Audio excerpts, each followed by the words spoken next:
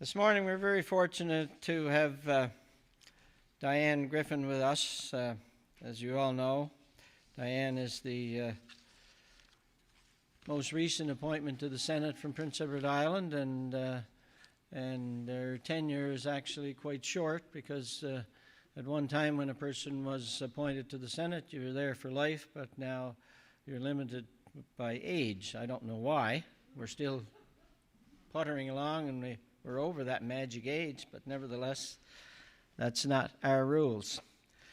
So Diane grew up in a family of 8 children and a dairy farm in Travelers Rest. Among other jobs, she worked as the executive director of the Island Nature Trust, Natural Areas Coordinator in Alberta, Deputy Minister of PEI, Department of Environment, and PEI Program Manager for the Nature Conservancy of Canada. In November 2016, she was appointed to the Senate of Canada. Diane is chair of the Senate Committee on Agriculture and Forestry and serves as a member of the Senate Committee on Transportation and Communication. And I'm sure she has all kinds of other jobs with her very busy job in the Senate. So it's my pleasure to welcome Diane. Please welcome Diane to the board. Thank you.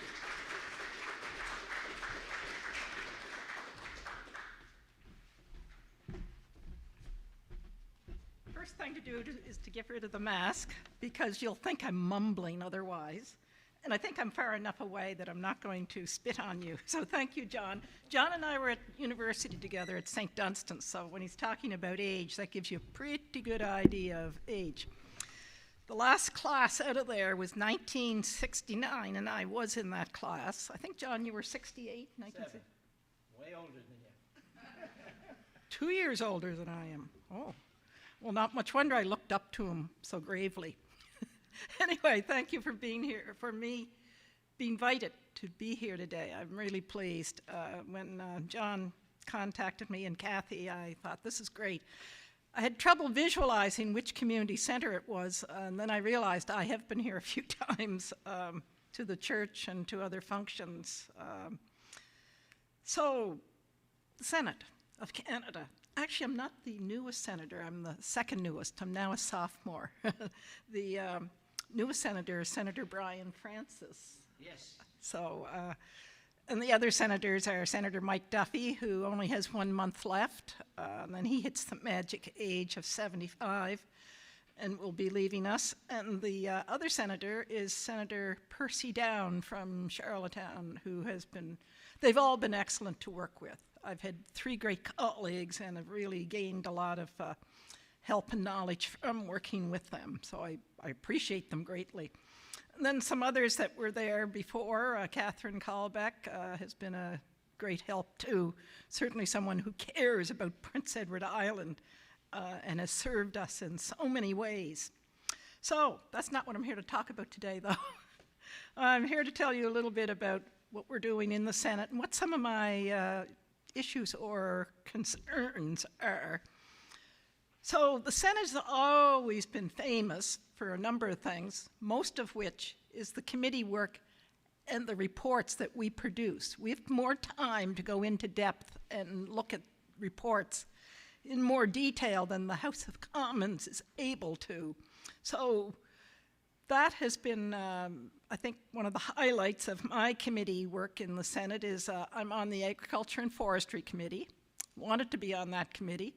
And I figured if I'm going to be on the committee, I might as well elbow my way into the chair if that is at all possible. So as soon as I got onto the committee, I became the chair right away. So I was really fortunate. So we've done a number of reports while I've been there, and I'll just mention 2 of them today. And one that we did in 2018, starting to be a long time ago, isn't it? Was called Feast or Famine, Impacts of Climate Change and Carbon Pricing on Agriculture, Agri-Food, and Forestry. So one thing I'll note right now is carbon pricing was a fairly new thing then, and very much of concern, that's the word I would use, to us, because of course, as you well know, it's meant increased costs to producers, and it could potentially impact our international competitive situation. If other countries don't have a carbon tax and we do, then it's not a level playing field.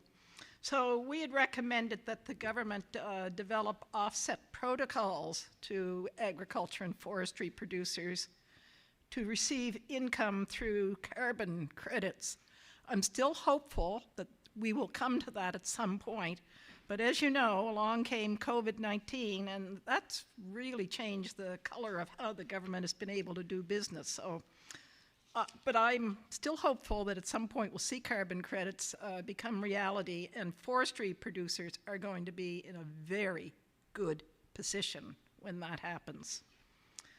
We also recommended that the government encourage the use of new, less carbon-intensive materials and new technologies that trap carbon. You're hearing the words engineering wood, right? That would be quite a bonus. Just an aside, 2 years ago I was on the University of British Columbia campus, and it was in a building. It's called the Brock Commons. It's 17 stories high. It's a residence, and it's made of wood, engineered wood. Just a phenomenal building, very exciting, and there's no reason why we can't be doing that here in Prince Edward Island and elsewhere in our country. So the next big report we did was called, we like these titles, Made in Canada, Growing Canada's Value-Added Food Sector. So mostly we were looking at agriculture, but there are some takeaways that are transferable to forestry if implemented. So we talked about innovation, growing the industry by transforming raw materials into other goods that could be sold for more. In other words, focus on the consumers. What do they want? Ties in beautifully with your theme here today of maximizing and maintaining value. So we should be very well placed in our country for that, in the forestry industry. And now I realize, most lands come under the provincial jurisdiction, but there are things the federal government can do, such as engaging in with its other partners to make sure that in trade disputes that we're taken care of in our country, we're defended, and that we make sure the rules are followed. The federal government plays the lead role in doing that. It also plays a major role in marketing the Canada brand, perfect for forests. So, having said that, I could go on about softwood lumber tariffs, but you probably know more about that already than I do. That's quite a long and sordid history. But what I do have concern about is that on November 24th, just gone by, the United States Department of Commerce established, through its first administrative review process, a countervailing duty of 7.42% for most Canadian producers of softwood lumber. Like, here we go again. We're hopeful that the Maritimes, particularly, I should not say the Maritimes, Atlantic Canada, except New Brunswick, will still have the same system in place that it does now, and that is an exemption from the countervail. But we'll see. I'm always nervous that maybe it won't be. So, most recently, as in March 4th, just gone by, again, the U.S. Department of Commerce published the notice of initiation of its third administrative reviews of the softwood lumber countervailing and anti-dumping duty orders. So, we'll see what happens, but again, hopefully, because we're in the market economy here in our province and others nearby, that we will continue to be exempt. But I'm watching it carefully, as is the Honourable Mary Ng, the minister responsible. So, you all were glued to your television sets Monday evening to see the minister deliver her first budget. And there were many, by the way, there were many mentions of forestry in that actual massive budget document, and it was a big document. They're trying to foster jobs and growth as they always are, of course, but by building on what we're already doing well. And when push comes to shove, we all know that Canada's traditional economic pillars include forestry and mining and agriculture, et cetera. But forestry is one that will be the foundation of our new sustainable economy, according to the minister and the government. So they're putting an investment in of $5 billion over 7 years. They're also investing in the forest-based bioeconomy. That will be great again in terms of value added. And wood-based innovations will have a further advantage of helping us to get to a lower carbon economy. So that could be a win-win situation. And there's lots of products, and I'm sure you're well aware of them. I don't need to rhyme those off for you. So another thing that's interesting is the federal government is putting a lot of money into enhancing the capacity of investments in the forest industry program. It's called the Forest Industry Transformation Program. So they're going to include municipalities and community organizations in working with them on that. So I was pleased to hear that forestry was being recognized appropriately in the budget, as it should be, as you well know. So what's ahead for us? Well, in the years ahead, the key opportunities for the sector will be as a carbon sink, and let's make sure we get full value of that, as a source for more environmentally friendly products for biofuels, bioplastics, and of course building materials, which I was just talking to Aggie Rose. The price of lumber is just going up exponentially, and it's very scary, but things will level out, we hope. So we need to get more value-added products out there, not just the raw materials. Our raw materials have been great, but if the jobs go elsewhere in refining them, that's not particularly good for us to have that happen. Okay, what are going to be the challenges? There's always challenges besides COVID. That will go away eventually. So the challenges for the industry will be maintaining healthy soils and forests and fostering biodiversity, especially in light of global warming. As you know, the composition of our trees will change. They'll be favoring pests that are coming in and hurting species we currently are seeing in a healthy form. The drier, warmer climate will favor some species and we'll see others disappear. So things are going to change. And as ever, trade disputes could be a major challenge in the future, especially with the United States. So we have to keep an eye on that.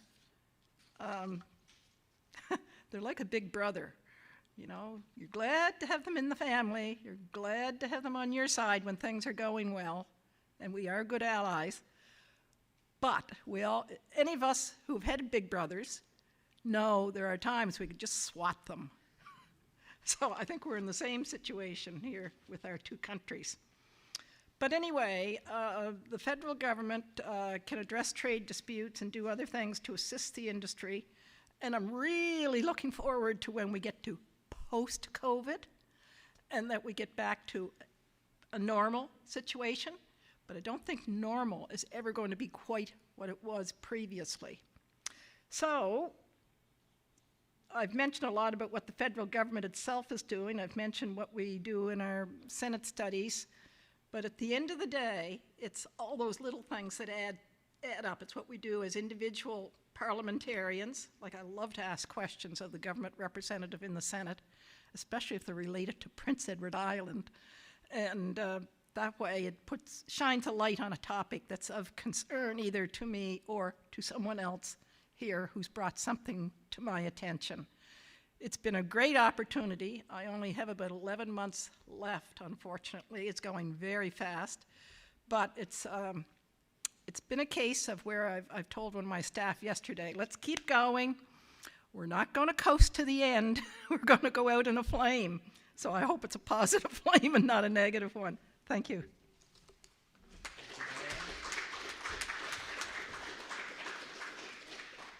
Want to answer any questions? No, they're not asleep, I can guarantee. Thank you very much, Diane, for the very informative. Anyone like to ask a question or two to of Diane? Okay. The subject of John Arthur Ramsay, capital gains for I'm not as familiar with capital gains as related to forest issues. I'm much more familiar with it as it relates to agriculture issues, because I'm going to be the sponsor when a bill gets to the Senate that was started in the House of Commons by a Manitoba Member of Parliament, Larry Maguire, and it's related to agriculture. And well, he is a farmer, so vested interest there in seeing that his industry gets some relief. So I would see that as probably a good start. If we can get that bill through, then the next logical step would be to look at the same issue that you've just brought up. Rome wasn't built in a day, and people get tired of me saying that, but it's all these incremental steps that we finally make some progress. But you've made an excellent point. It's a perverse incentive. It's causing people not to do something, and that's counterproductive. Yeah, thank you. Thank you for the very informative presentation, because there are a lot of issues, of course, on the front burner now. Of course, most of you know that forestry is more a provincial jurisdiction than federal, and there has to be cooperation nationally in order to have programs come down through the federal government. So there's a lot of discussion in Ottawa, if we can get to speak to the right people. I was fortunate enough to make a presentation to the Forestry Committee as part of the Canadian Federation of Forest Owners, of which we as PEI Woodlot owners are a member. And we did that, I think it was 3 years ago or 4 years ago. Time flies. But we stressed the idea of sustainable forestry. And this idea of carbon credits is very important to Prince Edward Island. And I think that it's ongoing. It's not going to. It's something that we can benefit from, and we can, I suppose, use our collective resources to take advantage of that.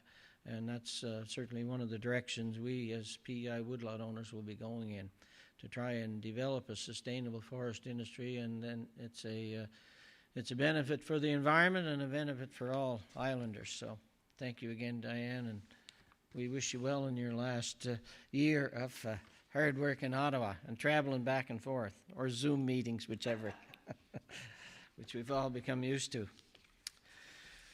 So now it's my pleasure to welcome, from a provincial perspective, our Honourable Stephen Myers.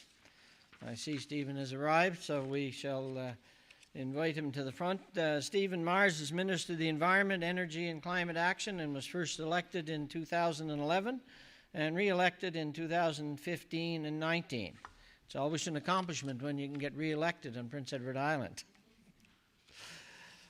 In May of 2019, he was appointed Minister of Transportation, Infrastructure and Energy. Stephen has served as Leader of the Opposition House Leader, and as Opposition Critic for Education, Economic Development and Tourism, Transportation and Rural Development. When you're a member of a small jurisdiction like Prince Edward Island, you can be guaranteed that you're going to wear lots of hats, as Stephen has already found out. As Opposition Education Critic, he was instrumental in helping prevent the closure of several schools across Prince Edward Island, including Georgetown Elementary. Stephen's community involvement included past president of Cardigan Minor Ball and Montague Minor Hockey, chair of the Cardigan Ball Field Renovation Committee, and in 2011, the Midget Female Atlantics Host Committee. He was board member of the Cardigan Communities Development Association and the PEI Minor Hockey Council. Stephen has 4 children, Brad, Luke, and twins Mila and Arthur, and lives with his partner Cheryl in Burnt Point.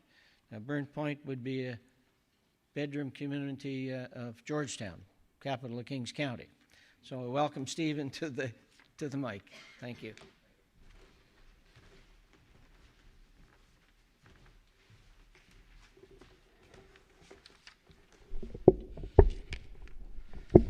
So thanks, John. John was a teacher in my high school growing up, so we go back for, well, it's a few years since either one of us have walked those halls. It's been probably longer since I have.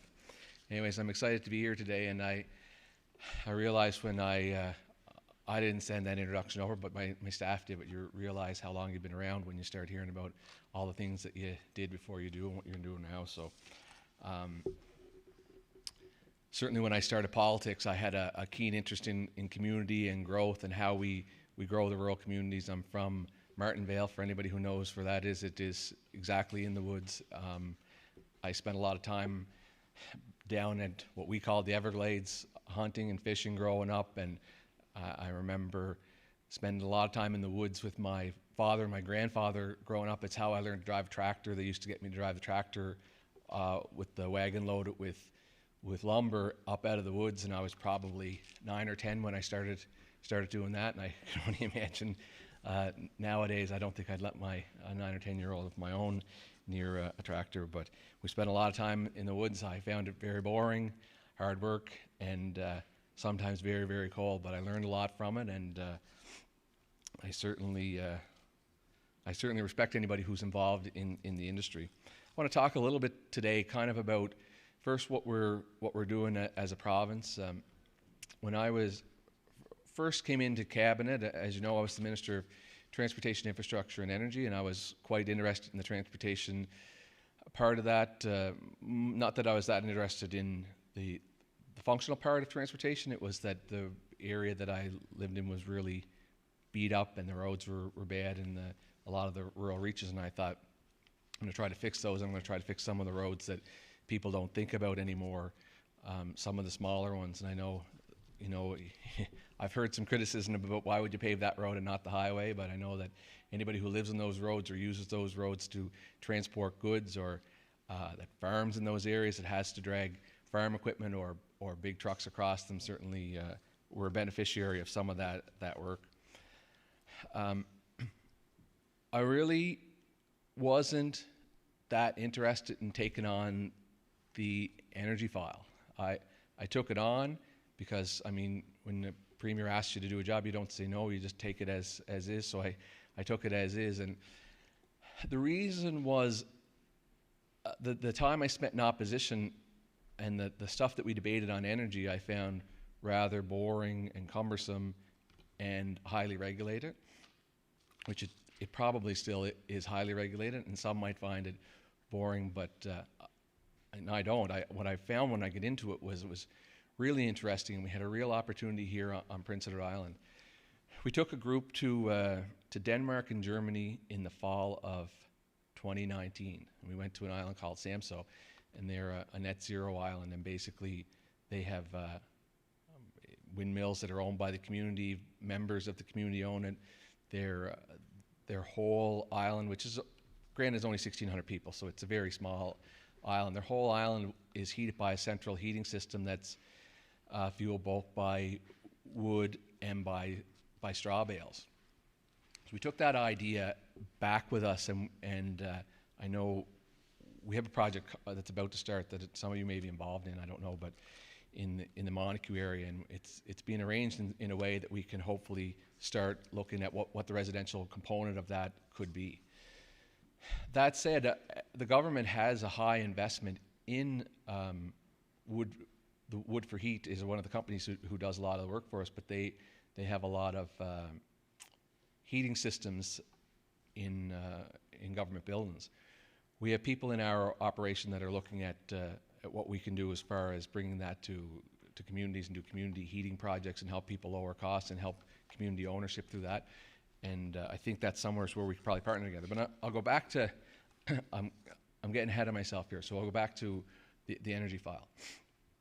So what I started learning about the energy file is we have a tremendous opportunity here in Prince Edward Island. We have a tremendous opportunity to do what other jurisdictions in Europe have done and help people in their own homes. So help with community ownership, help that money stay in people's pockets, so that people can lower their costs of living in their own community, and help maybe attract people to some of these rural communities, because I believe the rural communities are going to be the first ones that are going to get there because they're much smaller and there's a big sense of community still there, and people will work together to meet collective goals.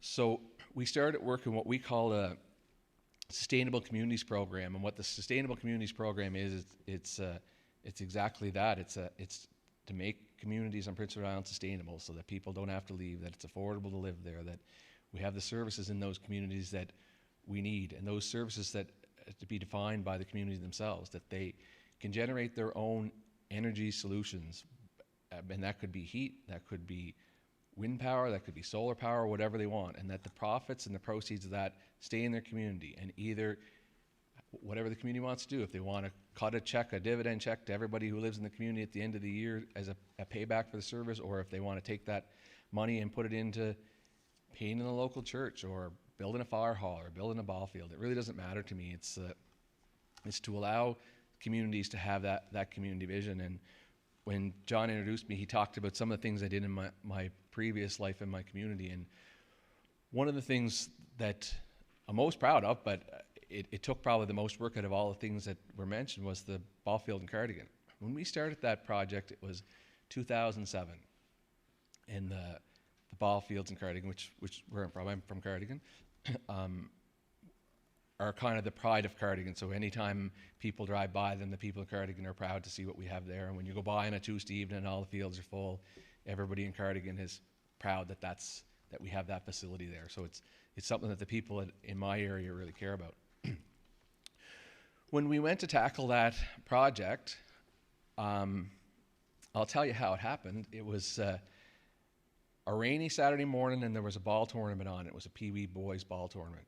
And it rained and rained and rained, and the old fields that we had there in Cardigan were basically like a swimming pool. When the water came, you would forget about it. So we get up there with shop vacs and cords and squeegees, and we started at 5 o'clock in the morning, and by 9 o'clock we were able to get ball games back going.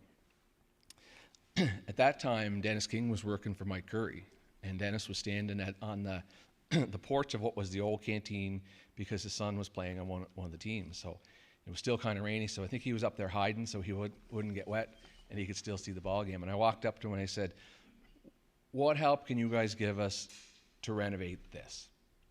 And he said, "Put together a plan and we'll take it to Mike." And I said, "Okay, that's what we'll do." And that's exactly what we did. But the biggest factor I had overcome to do that is I believed we could do it. I was told we had a partner, which I believed, and at the end of the day we did. It was when we tried to raise it out of the community, people thought, well, we can't do that. We don't have the money for that, and we can't have a ball field that has those kind of things that you currently see in Cardigan today. And it was perplexing to me why people didn't think that we could. And the limiting factor was always money. And I'm like, well, we'll get the money, we'll raise the money, we'll figure out the money part. But this sustainable communities idea was born right out of that. The fact that small communities in Prince Edward Island don't believe they can have the things that larger communities can. And quite frankly, they can, and we'll help them. And maybe it's a heating system, maybe it's a district heating system that's supplied by local wood producers. Maybe it's a district heating system that's supplied by straw by the local farm community. Maybe it's a windmill, maybe it's solar. I really don't know. And all I can say is that for communities that have a vision, we'll help you. And groups that have a vision will help you. So this group wanted to come together and do something that they think would help both yourselves and the community. We'd be there to help you. So we have a couple communities that are really close. One really nearby here. I won't say where it is, but it's awful close to where we're sitting here today, that are really interested and have a really good plan. And we're kind of on the final stages of working with our federal partners to put the funds in place to allow that to happen. We're pretty excited about it.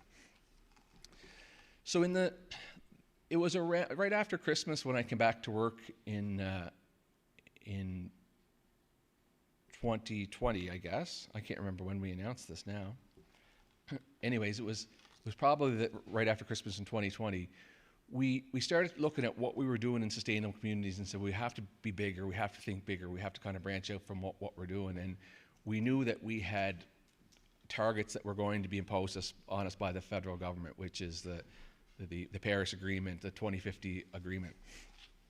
And I brought a group of individuals around from different areas that were much smarter than me, and I said, we need to tackle this, and I said, I want to do it 10 years sooner because we're small. And we, outside of Cavendish Farms, we don't have any industry that's big enough. Like, we don't have a Hamilton that has to deal with so much to reduce their carbon emissions. We're very small, we're very close, but we have the hardest phase to do. So while other jurisdictions are going to tackle it and drop their numbers really, really quickly, while they're doing that, we're going to be tackling the nitty-gritty, the hard stuff that they're going to be 20 years away from even looking at. And I thought there's an opportunity here, if we're aggressive, to be leaders and build an industry, build an intelligence in our community that we can help other jurisdictions do it, and that Islanders can make money helping other jurisdictions get there when the time comes. That young people can come back to PEI and live here. People who care about the environment and living sustainably will be attracted here. And that's where our net zero plan kind of came out of. So we started putting our net zero plan together, and the first couple of meetings, it dawned on me that we should have a 10-year goal, and our 10-year goal should be net zero energy. So by 2030, we have committed to be in net zero energy, which basically means our whole grid will be free from carbon, so we'll have no carbon emitting sources on our electrical grid. We are going to try to reduce our transportation emissions down to nothing, which I know sounds completely crazy, but a lot is going to happen in the next 5 years, and Ottawa's announcement this week of changing their own targets is going to help, because Ottawa's targets that they announced this week are the targets that we had in 2018. Our targets are way beyond that now. Our targets are basically their 2050 targets are our 2040 targets. So we're going to be way ahead of the country, and we're going to look to Ottawa to kind of help us along the way. And I'm sure the senator will help us on that front get some much needed funding our way to make that happen. So what do we mean for our big targets? I think everybody here understands what we're trying to accomplish. We're having a carbon-free society, and we want to live a lot cleaner. But one of the important things, well, let's talk about the three pillars. So transportation is our biggest emitter, and it's our biggest emitter because we don't have industry like they do in other jurisdictions. So industrial applications would be the biggest emitter probably in most of the rest of the country. Here it's transportation. And everybody, we just have to look out into the parking lot here. Everybody took their own car today. We always take our own car. The government parking lot has probably 5 more cars than it does people turn up there every single day. So we're not very, we don't travel as smart as we probably could. And quite frankly, that is on government. We haven't done a great job enabling people to choose better modes of transportation. We haven't encouraged you to carpool. We haven't created a bus system so that you can take a bus to the central location so that you don't have to take your car, and that you can do it in a cheaper fashion. So that is definitely on us, and I know we're in the process of a pilot, and I'm pretty sure it's going to include the new UPI building in St. Peter's. So we're probably looking at a pilot in the not too distant future along this route to Charlottetown into a collector and into the main system there for people who travel back and forth to Charlottetown. So transportation is a big one. Electrification of our transportation system is important, and that's why we announced our EV credit recently. Agriculture is our second, so we have a lot of work to do on agriculture, but we're working with that community, and some of the things that we're looking at are the zero-till farming. How do we reduce their carbon? Is there other technologies that are out there that are being explored, or things that we can explore that will help us get there? And most of that rests with the Department of Agriculture, but they're very forward-thinking. And from the meetings I've had, I've found that the farming community is extremely forward-thinking on this matter. And to be honest with you, when I started, I thought they were going to be the tough ones. I thought we were going to have to go to them and they were going to dig their heels and say, no, we can't do that. But they are the first ones that are like, yeah, we'd love to. We'd love to be able to do this. So I'm excited about that. And buildings is our number 3. So we have our efficiency grants, and we're probably going to get a little more aggressive in helping people upgrade their homes. We're probably going to look at ways that we can help people build greener by reducing the interest on their mortgage. And I think that's something that we're probably in the not too distant future going to talk about a little bit more clearly, but we're going to look on an industrial level, and we're going to look at government, and government's going to try to be leaders, and that's what we're doing with the Sherwood School. We're building a net zero ready is what they're saying, because we're not putting any solar collectors on it at this point, but only because we don't have the footprint to put enough on to offset the building. We're looking at where we can build solar to offset that building. So our buildings moving forward are all going to be net zero, and we're looking at coming up with a plan on how we can refit everything that we own. And we're doing a pilot with a couple of schools now that were built in the late 60s to completely renovate them and make them 100% net zero. We don't know if we can do it, but it's exciting trying to do these things and prove to all Islanders that this is all possible. So I'll get to why I'm here, because I'm sure that we want to talk some about the forestry industry. So part of our carbon goals are we have to sink carbon, and it's going to be important to work with the forestry industry and work on our own land to make sure that we're able to sink carbon in a sufficient and succinct fashion. And some of the ways we're looking at sinking carbon at our forests, we're looking at more natural protected areas. The Speech from the Throne set our target, which is currently 7%, to 10%, so 10% land protected on Prince Edward Island, and we're currently at 6%.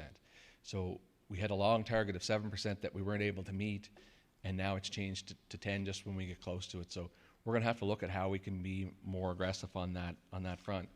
One of the things that we're looking at is a buffer zone protection program, and what we're proposing to the largely the agriculture community, but anybody who wants to participate with us, is that we're going to buy back the buffer zone from the people that own it. So we're looking at what the appropriate measure is. Is it 50 meters? In some cases, and it depend on the lay of the land and the slope to the waterways, how much that's going to be. But we're going to reforest it. We're going to take all those tracts, completely reforest it. It'll be a carbon sink. It'll be a natural area. It'll be a zone, a habitat zone, a wildlife zone where wildlife can safely pass through as they move around. And I know John said I live in Burnt Point, and it is at the end of the peninsula from Georgetown. And I'm always marveled at how much wildlife we have that shows up in our yard. There's always different animals and foxes coming and going, and when I look at our area, and I'm like, how would they get anywhere else? Because we are a peninsula, and it's all developed pretty near all the way in. So those are some of the things that we're hoping that we're going to be able to rectify with our buffer zone program. We're looking at what we can do on the blue carbon front. We have many estuaries here in Prince Edward Island, and saltwater marshes that can be brought back to its original form. I know Fullerton's Marsh is one that just recently has had the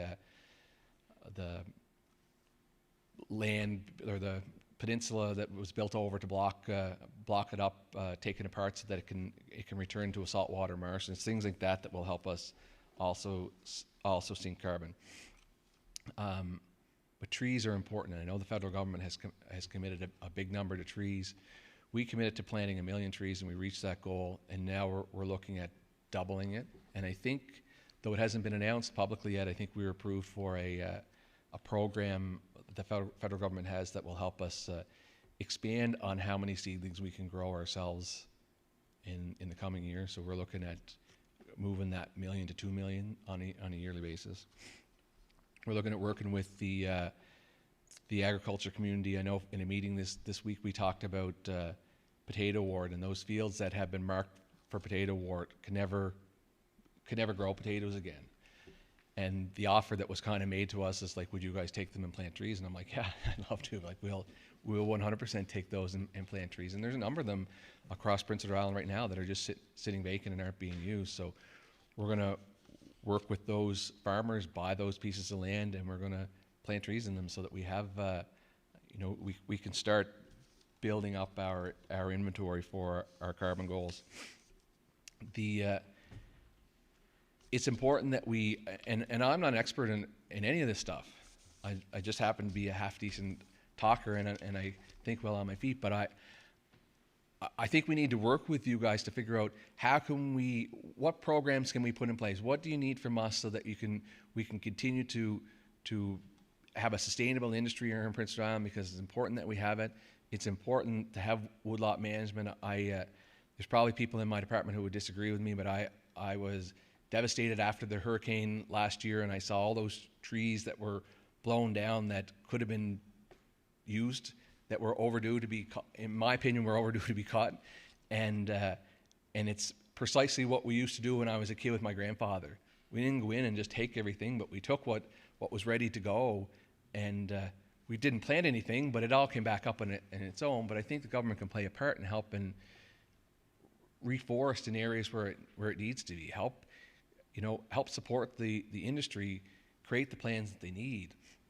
And instead of telling you what you need to do, we should listen to you. And I spent 8 years in opposition, and I did a lot of talking. And my talking years are really behind me now. The job I have now is a job of listening, and you probably don't hear from me nearly as much as you once did in the media. And that's precisely why I'm here to listen. We're trying to take direction from industries to tell us what's the best way, what are the best practices to help us reach our goals. So our goals are big ones. Our net zero goals are really, really big. Forestry is one of our keys to naturally sink carbon on Prince Edward Island. There's going to be all kinds of companies that are going to come up with mechanical ways for us to sink carbon. I don't, it's a stretch to say I don't believe in it, but I believe we're better than that. I believe that our whole goal to live better is to actually live better.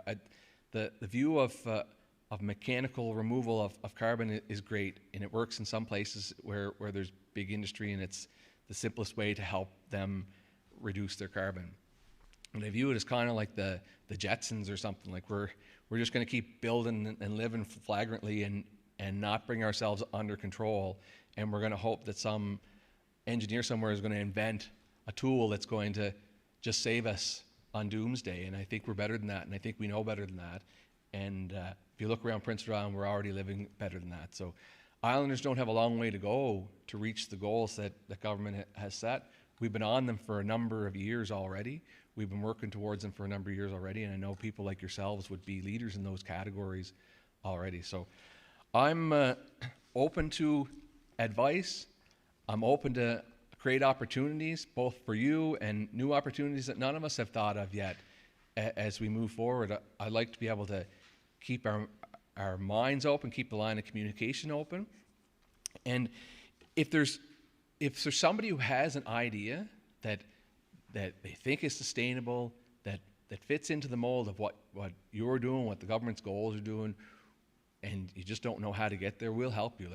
We have a green tech sector that we're about to kick off the ground. We're probably months away from that happening yet, but that doesn't mean we can't start the work to look at what those opportunities are. And like I say, it could be a new technology that somebody in this room knows about, that somewhere's in Europe they're using, and they know they could bring it here and it would help their own business and help them remain sustainable, and at the same time help a community or help towards our big goals. So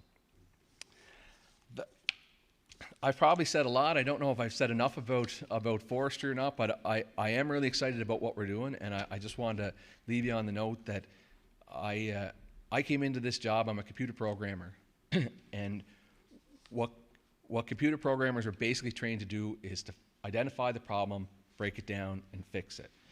And that's what I'm trying to do in this role. What I learned as a computer programmer is I didn't have to know anything about anything, because every problem is the same when you break it down. So we're breaking this problem down and we're tackling it.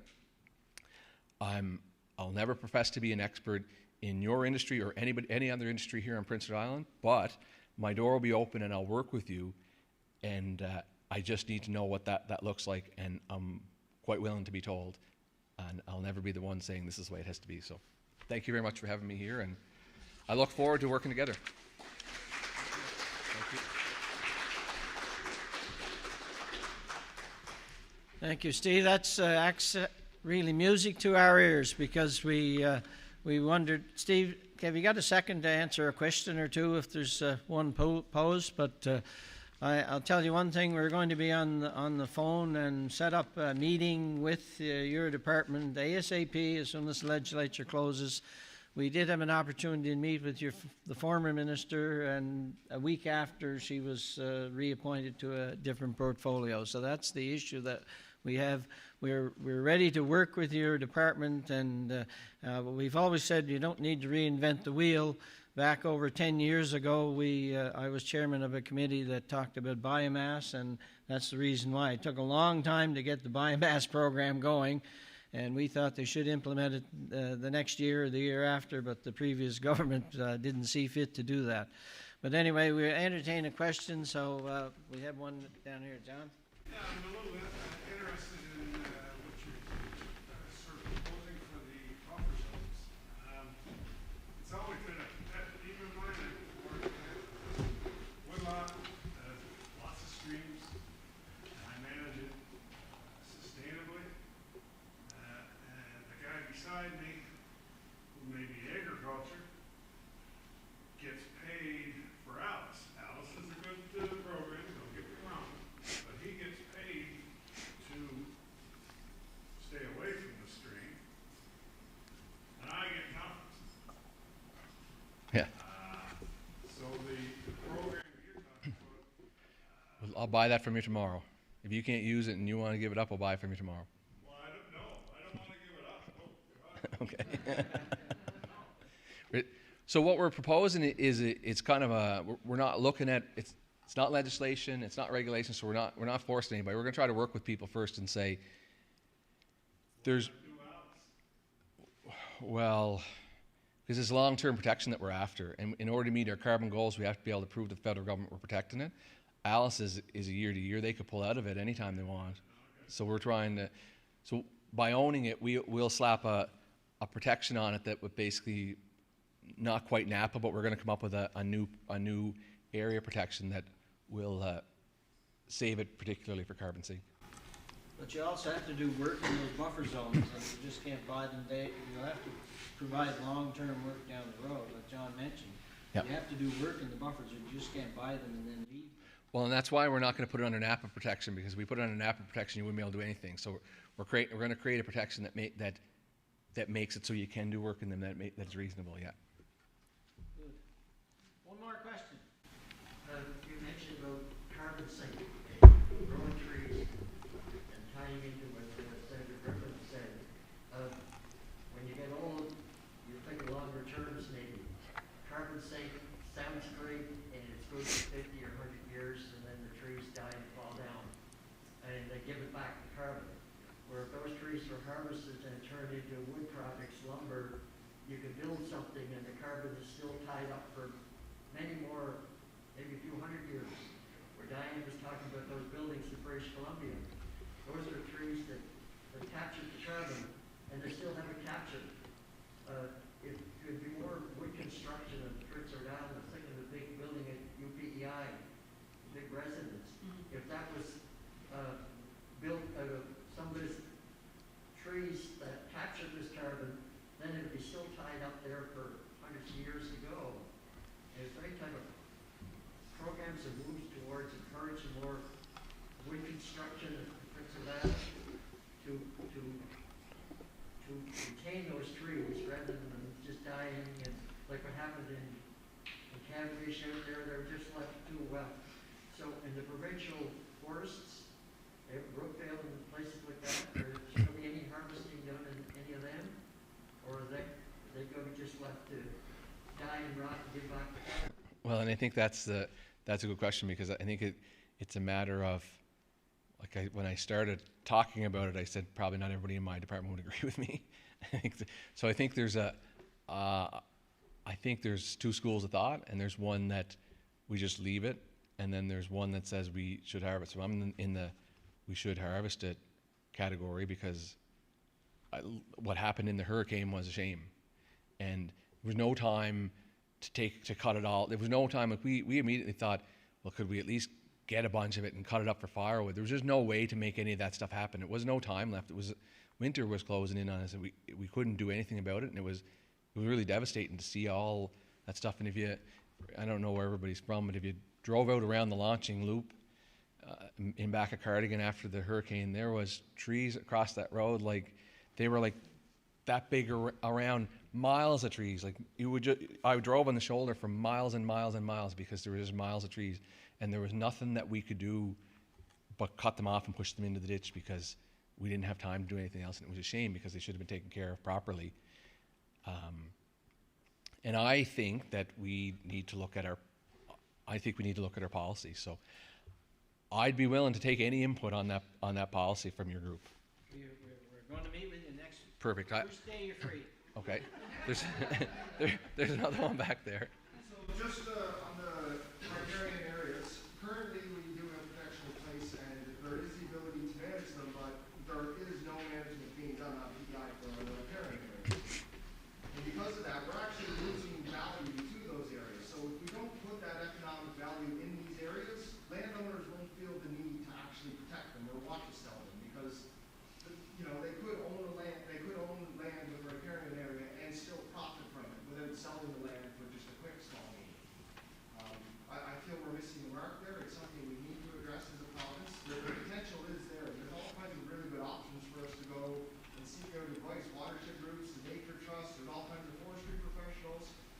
But the covenants in place are actually, they're blocking us. We're viewing them as obstacles to get around, and people don't want to do that. And I think we need to kind of change some of that perception. We need to have some help from the government to clarify those obstacles and put a plan in place to help manage these areas. Because we do have groups going out and managing them, but the watershed groups are only restricted to 5 meters of work from that water course. So there's 10 meters of buffer that has no management being done. And this gentleman made a great point about when those trees die, they're just releasing the carbon. So it's not actually a sink. It sounds good, but it's just a cycle. You're storing it and letting it go. And there's many options for us, and when we're missing the mark. Yeah. So I'm open to discussing that. Absolutely. I mean, if you want to put it on the agenda for when we meet, We definitely will. We're kind of rushed for time here. sorry, I'll just finish saying on that buffer zone thing. So we don't have the program built.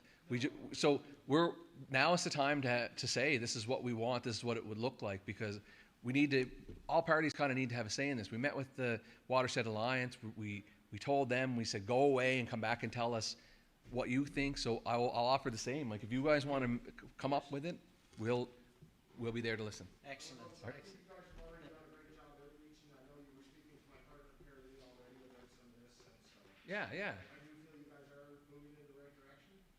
All right. Thank you. Awesome. Thank you very much. Great. Thanks, Steve.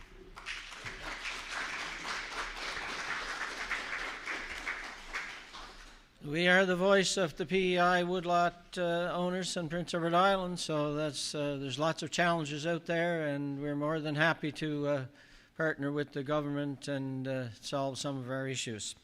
So many of you know, of course, that every 10 years we have an opportunity through the Department of Forestry and the provincial government, they fly over Prince Edward Island and do a land inventory.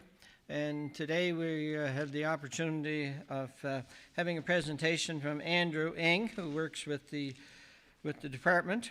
Andrew is from Stratford, Prince Edward Island. He's been working with the Resource Inventory and Modeling section of the PEI Department of Environment, Energy and Climate Action for the last 19 years, and has been the Geomatics Supervisor Manager for the last 2 years.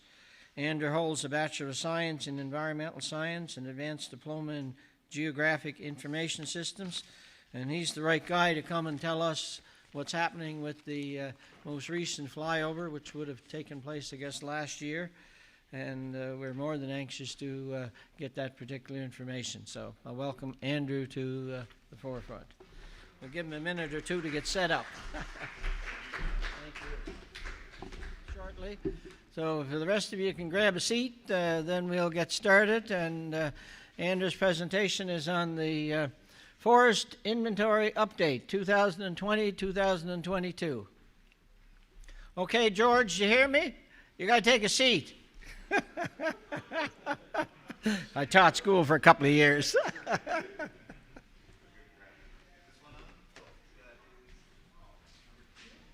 Number 2, we're on now. All right. Excellent. Thank you very much for having me here today. I got a PowerPoint presentation here with lots of pictures, and being a self-professed map geek, I have lots of maps for everyone to look at, so you don't have to stare at me. I'd like to thank Senator Diane Griffin for being here today, as well as Minister Myers. He's actually my minister. I have never had a chance to meet him during these times of COVID. He hasn't been the minister all that long, but yeah, hopefully I can address some of the things that were mentioned in the previous speech, and yeah, I have lots of times for questions at the end. I'd also like to thank the happily retired PEI forestry gentleman in the audience today, Mr. John Hutchison, my former manager, and George Code in the back, both probably willing to heckle me along the way. Had I known they'd been here, I might have modified my presentation just a little bit. Anyways, so without further ado, so I work under the Resource Inventory and Modeling sections under the Forest, Fish, and Wildlife Division. So I'm just going to talk about briefly a little bit about who we are and what we do, and then the second half I'm going to talk about the 10-year forest update that we're involved with. Let's see. So we are responsible for the mapping, monitoring, and maintaining of forest natural resources for all the different programs, policies, and legislations that the government provides. And how do we do that? Through a number of different means. The primary one that people seem to be most interested is both our current and historical aerial photography. Anyone have a chance to take part in this winter's PEI Winter Woodlot Tour? Couple back there, excellent, good, good. I don't know if you saw this map was posted there. We try to do one up every year showing the historical imagery. So you can see there in the top left, 1935, 1958, 1968, 90, 2000, and 2010 photography specific to that property where the woodlot was held this year. Historically, they've been black and white up until 2000.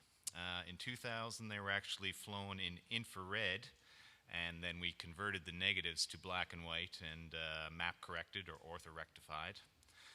And now in 2010, they became digital, and they were both flown with true color and infrared imagery. And then this is the new 2020 imagery, which was just flown back in late July of 2020, same property. This was an increase, I guess, in resolution. The 2010 was 40 centimeter resolution, which means if you zoomed in really close, each pixel would measure 40 centimeters by 40 centimeters. This new one for 2020 is 30 centimeters. The subcontractor is actually Alex Gianelia, who is company Airborne Sensing. He happens just to be the brother of Paul Gianelia, the gentleman who built the Confederation Bridge. So he made special attention to take photos of the bridge and check up on his brother's work, basically. Other things we're involved with is the land elevation. As shown here, this is LiDAR-based digital elevation model and hill shade, and we threw the 2-meter contours over top of that. This is actually out by the Charlottetown Airport, as you can see in the lower left corner.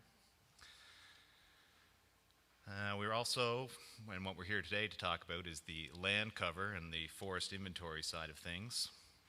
So here is a map of all the land uses and land cover that we derived from the 2010 imagery.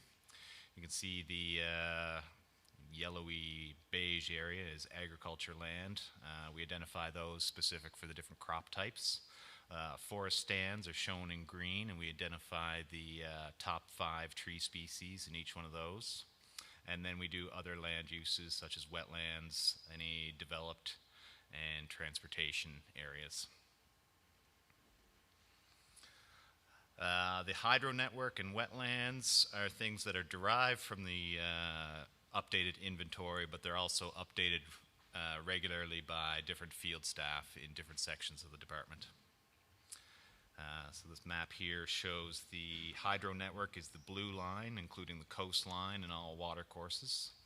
And then the wetlands are broken down into their different wetland types, whether they be sand dunes, saltwater, marshes, open or landlocked ponds. We're also involved in the public and protected lands. This is a map of the provincially and privately owned natural areas, wildlife management areas, and other conservation areas, and all the government properties shown in green, including Confederation Trail. This is under the new federal Canadian Protected and Conserved Areas database. I just realized what's missing from this map is actually the national park, which would also be considered protected. And last thing we do is we help the Climate Change Secretariat with the coastline erosion and flooding side of things.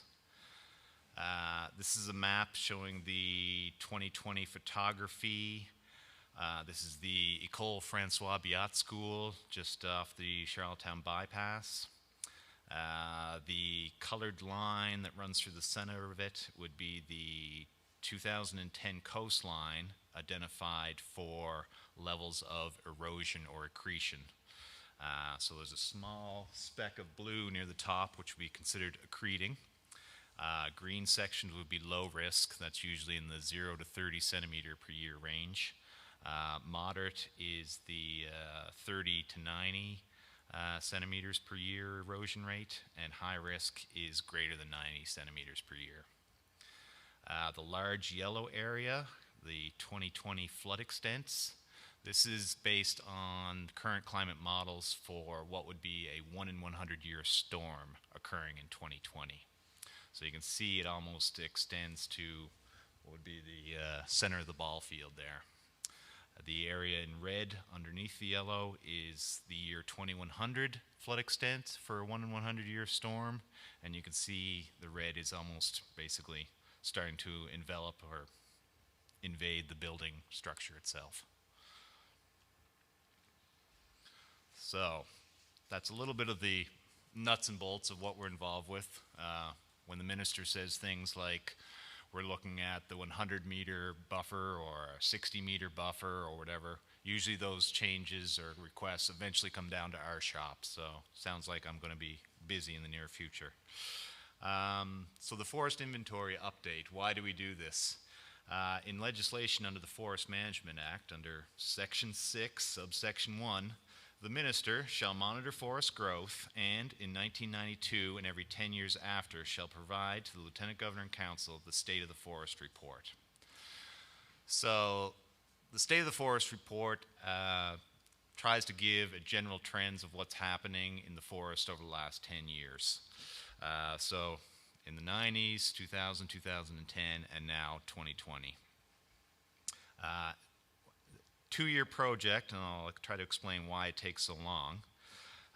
We start with forest inventory measurement plots. This is over 2 field seasons.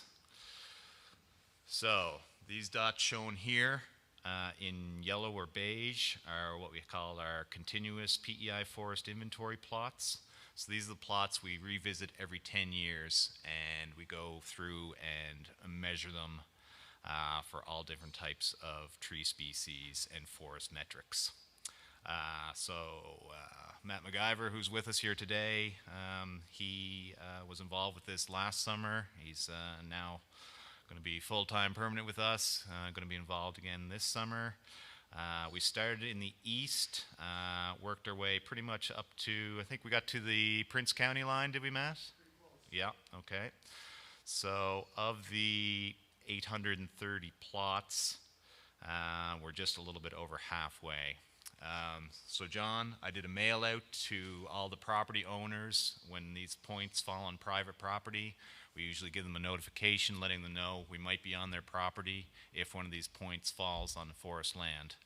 John, I think we found out in your case that the points on your property fell on agriculture fields. So the team would just drive, see if it's changed from agriculture to forestry, if it's still in agriculture or not anything but forestry. They'd just continue driving on to the next one.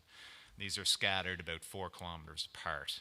The ones that don't, or the ones that don't fall in forestry but do fall in agriculture, Department of Agriculture uses the same grid for their soil quality monitoring program.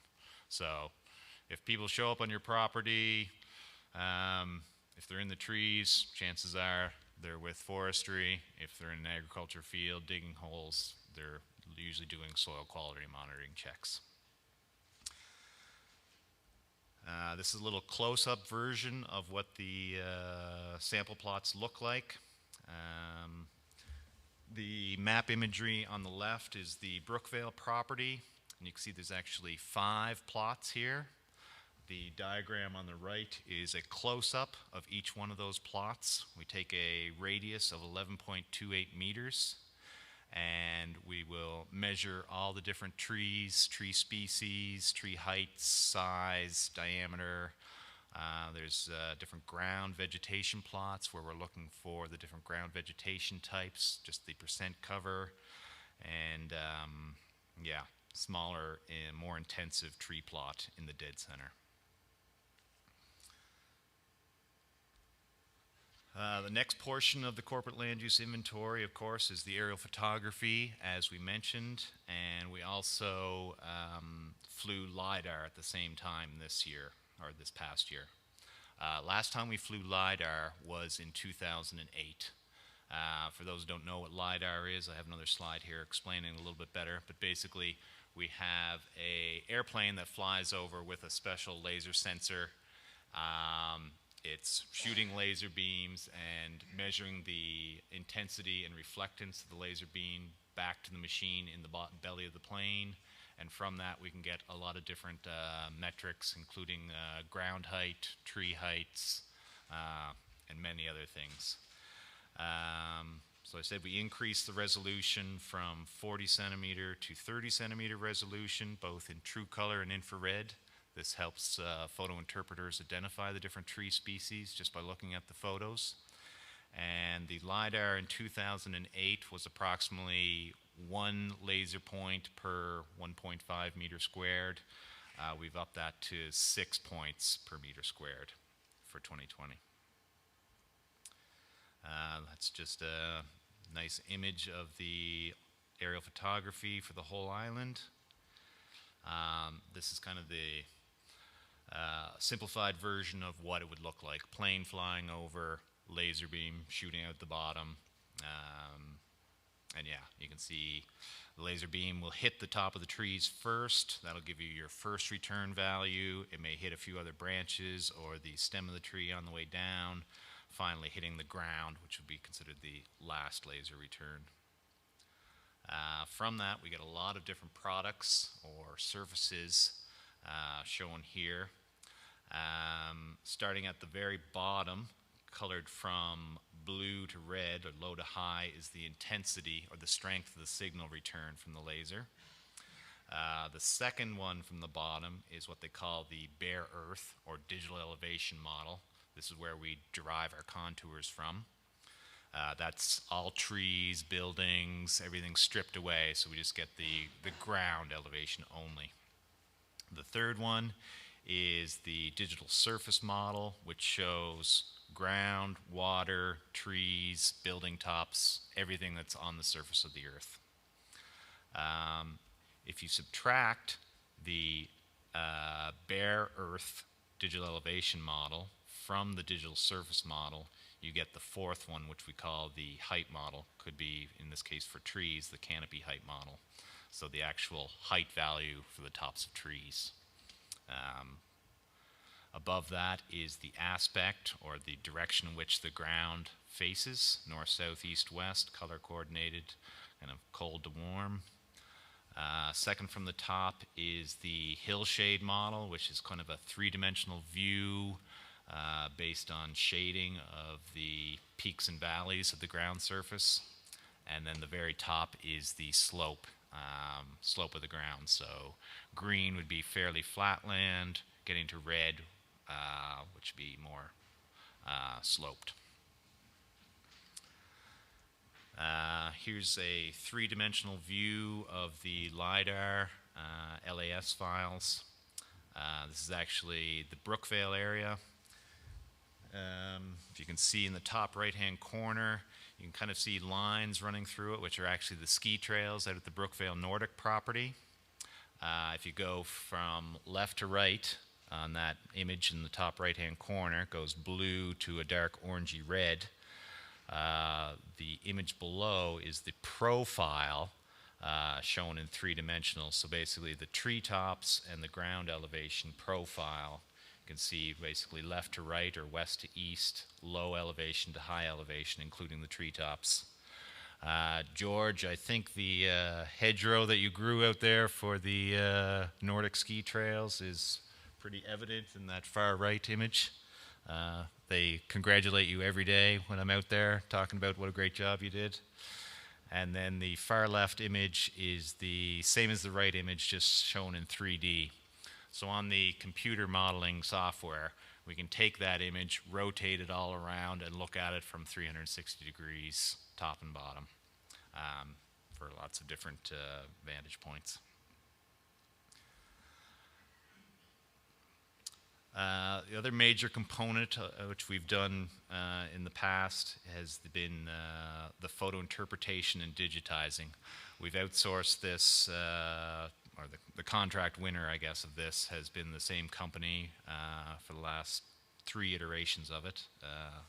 Des4 is the company. So they'll take all our new imagery, open it up in specialty software, view it in 3D, both in true color and infrared, and they're able to identify the tree species for us.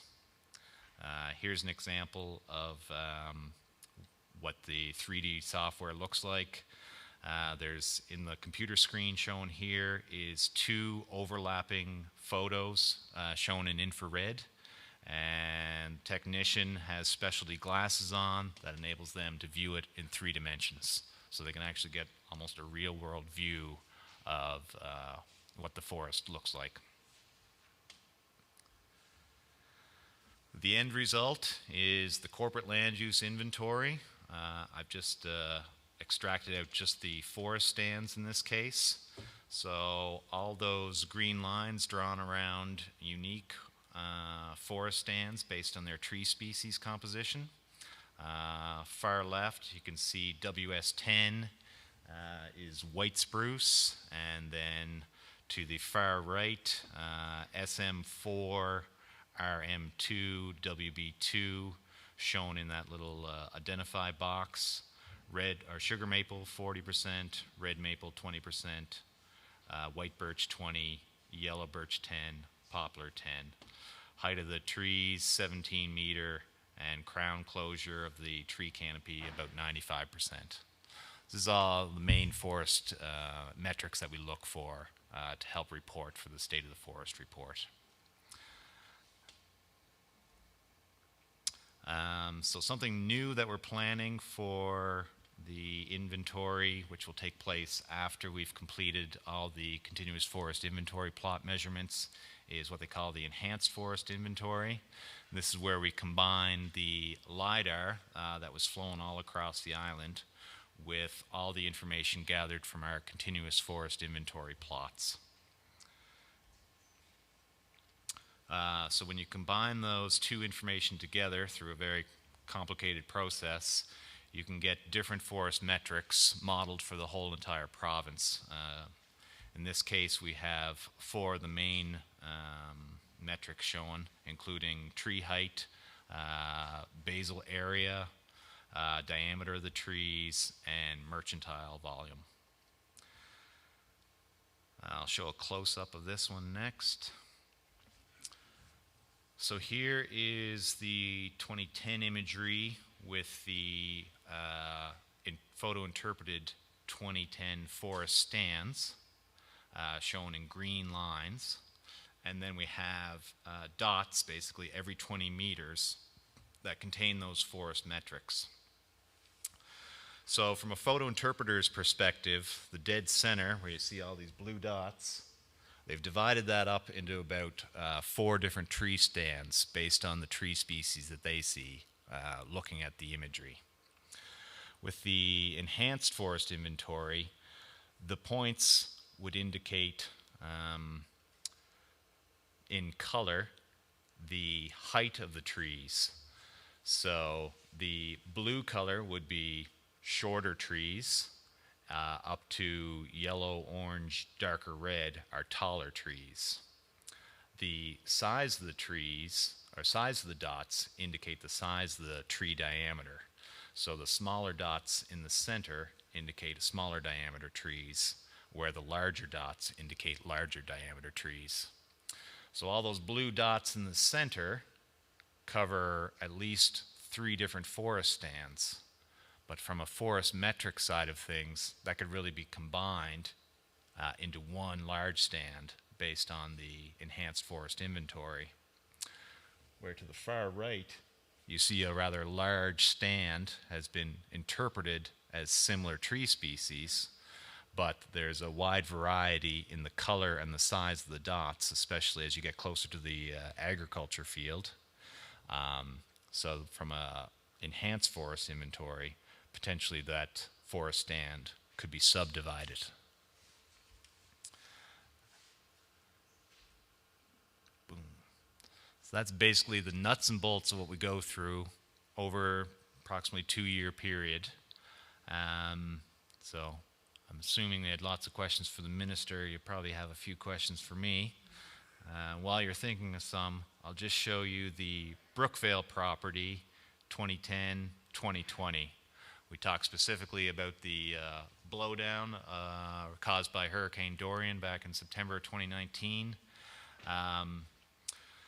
So most of the tree species on the Brookvale Nordic property here, which is co-managed by forestry and tourism, were reaching their age of maturity. And in this case, the large windfall caused, a great swath had to be cleared out after falling down.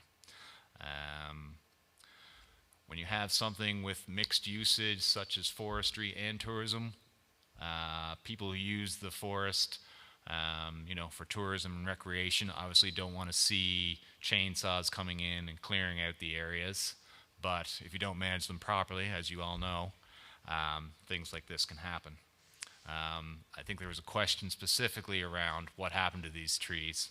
So most of the windfall that happened was actually cleaned up, and I believe it was sold off and actually reused. So there was value associated with that once we cleaned up. You can see in the 2020 imagery that a lot of the new growth just along the edge of the trail is still living and helped, protect certain areas just because it was a little bit younger growth when the canopy got opened up by the construction of the trails in the area. Right on. So that's it. John, you ready to heckle me?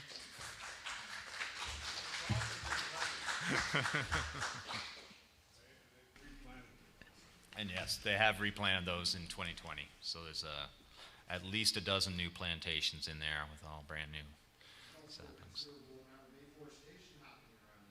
Yeah, you can see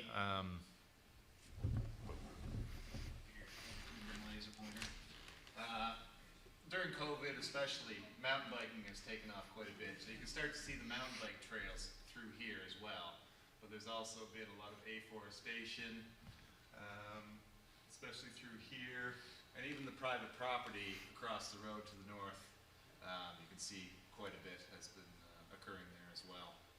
So yeah, not all bad news. So you can see the amazing technology that we have access to here in PEI, and every 10 years it just gets better all the time. If you can imagine what people would have to do 50 or 100 years ago to access their woodlots and find out what the vegetation was like.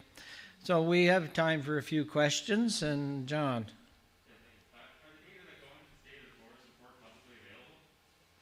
So, let me bring that up.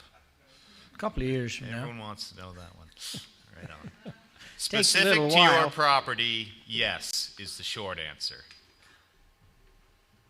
The long answer, in legislation, under the Forest Management Act, Section 6, subsection 2, the minister may compile and release information gathered in the development of a forest inventory, but shall not release information specific to any individual landowner without the permission of that landowner. So if you have a property, you came to us, said, I want to know everything that's on my property that forestry has. Absolutely 100%, you can get that.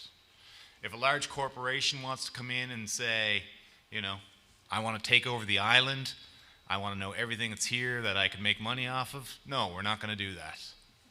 That's the simple answer. Presumably there aren't intermediate situations as well between those two extremes. Hopefully there are, yes. Yeah. I see the rationale behind the policy. I mean, how frequently do you have requests for more detailed access to more detailed methods? Not very often, has been the past. For example, the last time we attempted the partial enhanced forest inventory, it was based on the 2008 LIDAR with our 2010 forest inventory. So it doesn't quite match up. So obviously we're a little hesitant to say, you know, this is the biblical truth. Modeling is a model. I bought my son a Lamborghini remote control car. Obviously he can't go 200 miles per hour with it. He was very sad to hear that, but models. We got to get people to understanding that modeling isn't 100% world accurate. And of course, things change in the real world over time. Does the policy of data accessibility differ between public and private land? Yeah. Not to my knowledge. John, have you had any experience that in the past? I would say that if it's public, anybody could get the information. Yeah. When I requested property and all that, I didn't see any problem with that. Yeah. But I'm just sort of spitballing here. Yeah. That would fall under Mike Montney, the manager of forest properties. Yeah. Thomas? I'm not a lawyer or anything like that. I was just curious. So you're saying that I have two questions. Information about trees on my woodlot is private information about me. Is essentially your interpretation of that. And then also, if that's the case, why is the forest inventory available for sale? So if someone's looking, you can buy the forest inventory. You can download the old inventory now for free from the Open Data portal. And I don't know who made that decision and exactly why. It was well above me, but a lot of requests were coming in, I guess, for that information, and it was felt that 10-year-old forest information wouldn't fall under the Freedom of Information and Privacy Protection Act. That's the rationale I've been told anyways. But I think you can go and purchase the 2010 forest inventory. You used to purchase it, it's now for free. Because it's 10 years old. So, Yeah. but by selling it, that's, so say in 2010, if some corporation came and said, I want the forest inventory for PPI, you would say no, because it's private information, but it was available for sale. I've seen online it's available for sale. Yeah, generally when people come to us, they're coming for maps of information, and if they have a particular property, we would then clip that area out to their specific property. When organizations come to us or can now download it for free, there's no property information associated with that. So say when the LiDAR comes out, would the predictions of how much timber's on a property be public information? Or, because it's not necessarily information about a private individual. Yeah, and I don't know if they've had a chance to discuss that at upper levels. Yeah. But yeah, we can check with that. We can get back to you. It's all, I guess it's the interpretation of private, I don't know how that's written, private information, Yeah. individual private. I know you're. I'm not a lawyer either, so, yeah. Just curious about, Yeah. Yes. Don't go way up to corporations or whatever coming to you, but contractors, harvesting contractors, coming to you with what was produced from the department of your property with no information from you to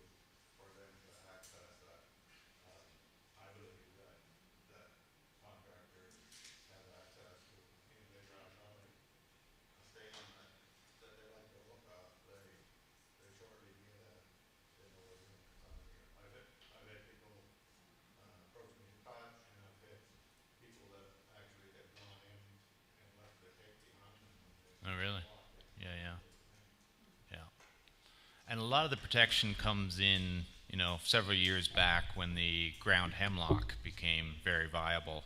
There was a lot of people claiming to be a landowner of a certain property, signing legal waivers saying they were, and go in and harvest the ground hemlock. It turned out they were not the legal landowners at all.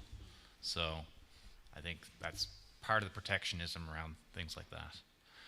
Back in the 90s, proposing, there was atlases,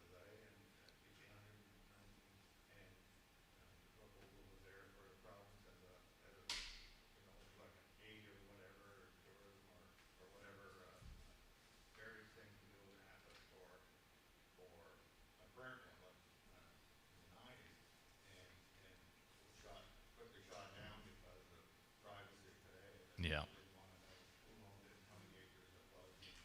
Yeah. Yeah, we did a public land atlas back in 2014, 2015, I think was the last iteration.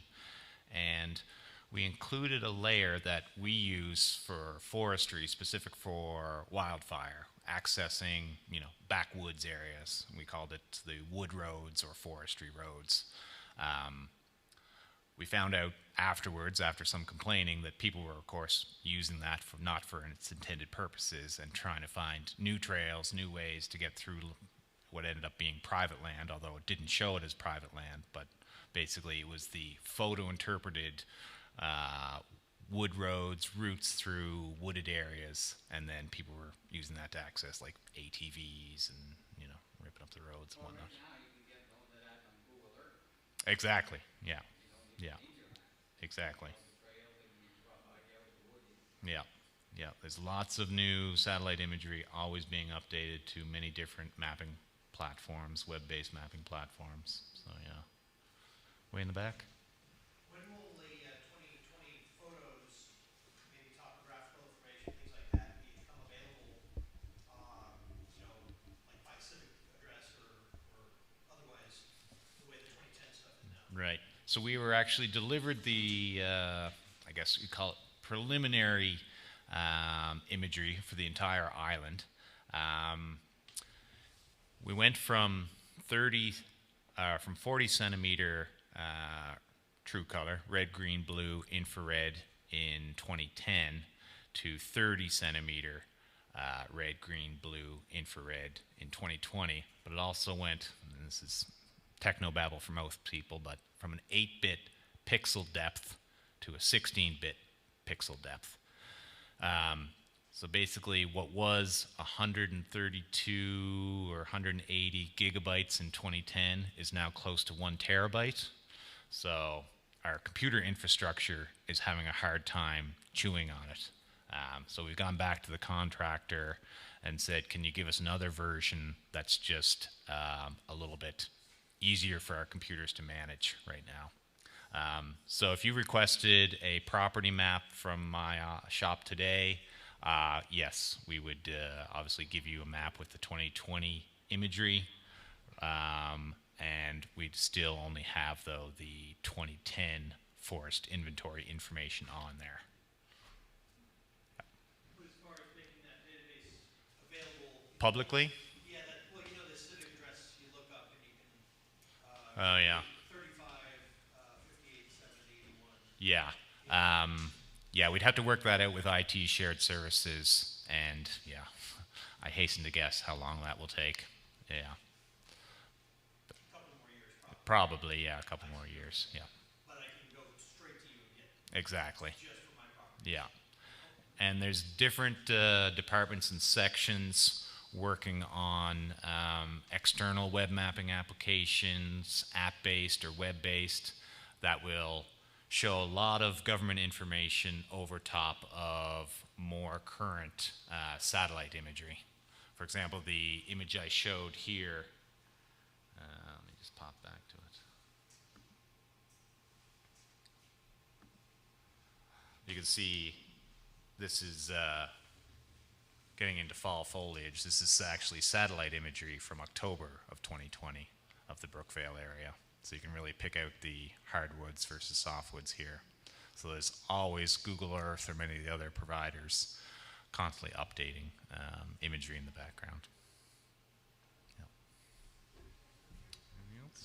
Okay, thank you, Andrew. It's exciting information, and everybody who owns some property is quite anxious for the updated version, I'm sure. So, thanks very much, and we'll move on.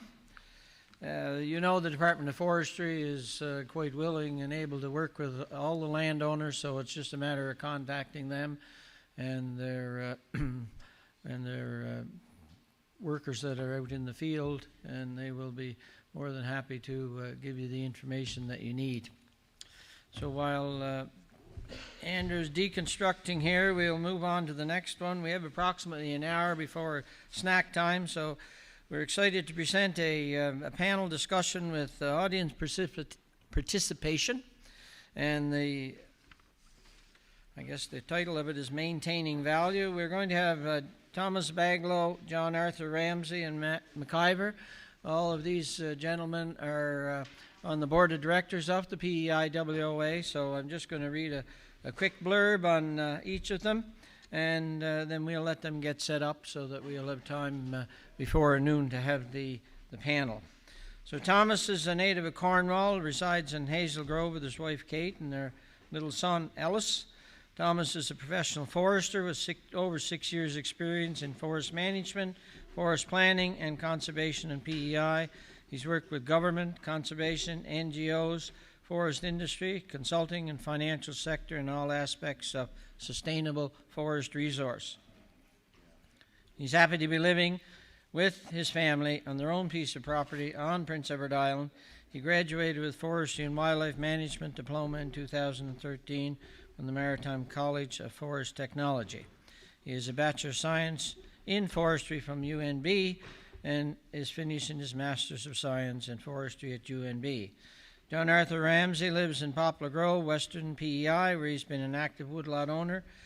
He's past president of the Central Prince Woodlot Owners Association, is now in his third term as director of the PEI Woodlot Owner Association. John Arthur is interested in keeping the island forest healthy and works in his woodlot now that he's supposedly retired like the rest of us. Matt McIver lives in Warren Grove in Queens County with his young family. As a wildlife conservation technician and forestry contractor, he has broad experience in woodland management. Matt volunteers as a board member for the PEI Woodlot Owner Association, is on the Wetland Committee of the Cornwall and Area Watershed Group. A graduate of the Conservation Wildlife Technology Program at Holland College, Matt enjoys helping landowners find values that perhaps they never knew existed within their woodlots. So we'll welcome these gentlemen to the front, and I'll go to the back, so you don't have to look at me anymore. Hello. Yeah. Hi, everybody. So as John introduced me, my name's Thomas Baglole, and I'm here to introduce the panel discussion and propose the idea of what values are in woodlot management, what your values might be, and give a little bit of introduction into some ways that you should look into potentially look after or maximizing those values, as the name of the AGM today is, or maintaining those values if you think that they're already there today. So I've titled my presentation "Your Woodlot, Your Values," which I think is in line with kind of what we're here to talk about. And then, so your values and your woodlot. So there's a lot of ways that could be perceived. Your values. Well, the first thing you have to think about is, what are your values and why do you own your woodlot? That's the first thing that you should think about when you're thinking about how you're going to manage your woodlot. The next thing you should think about is, your woodlot currently providing what you value? That's one thing I would consider. If the woodlot is not currently in the state that you want it to be in, or it's not providing to you what you want it to be in, how can you get it there? And so if yes, how can you maintain or increase those values? If no, how can you improve your woodlot to provide those values to you or your family, or whatever the purpose of owning your woodlot is? And over the long term, how can you ensure that your woodlot continues to maintain and maximize whatever your values are? Some problems that might come up after you start to think through your woodlot in this way. might be that, for example, your woodlot cannot produce what you value, which that's highly possible. The most extreme example could be that you want to start a sugar bush and you own a black spruce woodlot. That's just not possible, I guess. And there's people at all extremes, I am sure. Your values cannot be met in your lifetime. That's highly possible because woodlot management and forestry is a very long-term venture, and it's not something that just happens overnight. So you have to be patient. The investment to achieve your goals might be higher than you are able to burden.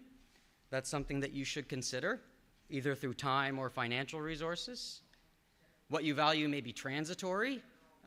This requires monitoring and maintenance. So an example of this might be that you value the way your woodlot looks out your back door. But as we all know, it might be a white spruce woodlot, and it might start to change the way that it looks if you don't do something to maintain its current aesthetic appeal. And then the next thing you should think about if you're an intergenerational woodlot owner is what will the next generation value? So what will they want from the woodlot, either your family or society at large? Some values people have is family history or, passing on the family for intergenerational wealth. Recreation, they might just want hiking trails or they like to cut their firewood and do woodlot management. It's a hobby. An income stream, some people might want to supplement their farm income or their retirement through doing woodlot management. Biodiversity, some people might just like to go do bird watching or just to know that they're doing their part to look after land for conservation purposes. And carbon, that's a new value that some people might hold. They might think that they want to do their part to protect the planet against climate change. And this is kind of the continuum of management that you could propose to meet different types of values, where there's conservation on the right-hand side, and that's a woodlot that only meets conservation values. There's timber focused on the left-hand side, which is a high production forestry, and this would be, intensive plantation management. And then there's somewhere in between, which is conservation values and timber, which I think a lot of woodlot owners on PEI would be somewhere in the middle, and there would be people on both extremes, which both of them are highly valuable parts of the forest landscape, and they both have a role to play in our forested landscape and our forest economy. So I'm going to go through some woodlots and try and provide some examples of different woodlots that exist on PEI and how the different families or people value those woodlots and their goals and some potential management alternatives they could do to achieve those goals. So the first one is the McDonald family. They own 100 acres in Caledonia in southeastern Kings County.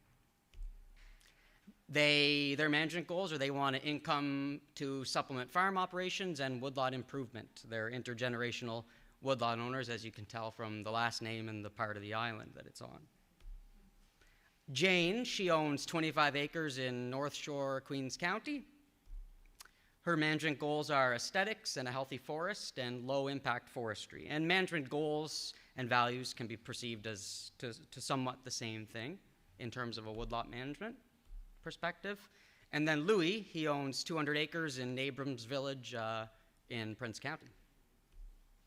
And his management goals are he likes to go out and do small game hunting and forest management as a winter hobby because he's a fisherman, so he does that in his off season. The McDonald family woodlot, this is a picture from somewhere in Ontario, I think. The woodlot history is that it's been managed for firewood for over 150 years, and there was a commercial harvest on about 75 of the 100 acres back in 1970. Some details about the woodlot and the situation of the family is that the back 25 acres is covered in steep ground, and it's really not operated anymore, and it probably has never been clear-cut, so it's kind of the classic PEI woodlot, where the area back from the road is a little bit lighter touch than the rest of the woodlot. The harvest area was clear-cut and regenerated naturally and had a PCT in 1995, and old man McDonald is getting kind of old, so he really doesn't do the woodlot management himself anymore.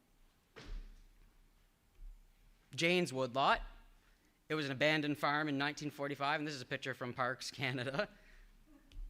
It was an old field stand, and it was harvested in 1995 and replanted again to white spruce.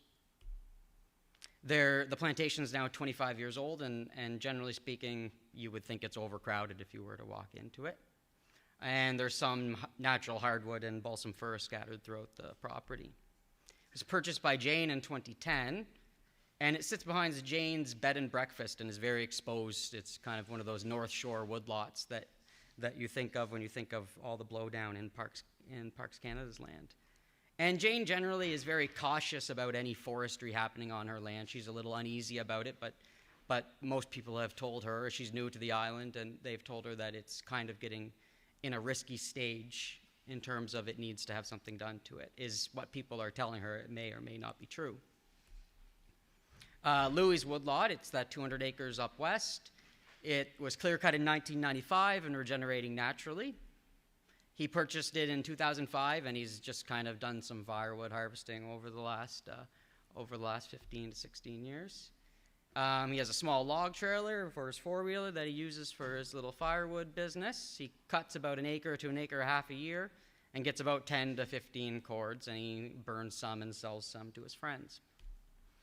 But it's a large woodlot, and much of it is unmanaged due to his inability to complete enough work. So I put this together, the whole presentation last night, and I went through the woodlot management process, the way I think of it. So know your goals is the first thing that we're here talking about today. What are your values and why do you own the land? You have to know your forest, so you have to know the state of your forest, whether it's meeting your goals, and whether it could be improved or what you should do to look after your goals. And these are obviously cyclical in that once you know your forest and you compare your goals, you have to think back, well, do I have to reevaluate my goals in terms of my lifespan and my forest's ability to provide my goals? You have to know your options, so this is either, you want to do this yourself, or you have to talk with someone that understands the business and knows how forests grow and how you can meet your objectives. You have to devise a plan, so that's probably working with a forestry professional or whoever to come up with the best way to meet your objectives for your land. You have to implement that plan. You have to manage against your plan to ensure it's meeting your objectives as you start to do the work. And then you repeat, so you should go back and reconsider your values and reconsider whether the work you're doing is getting you closer to achieving those values.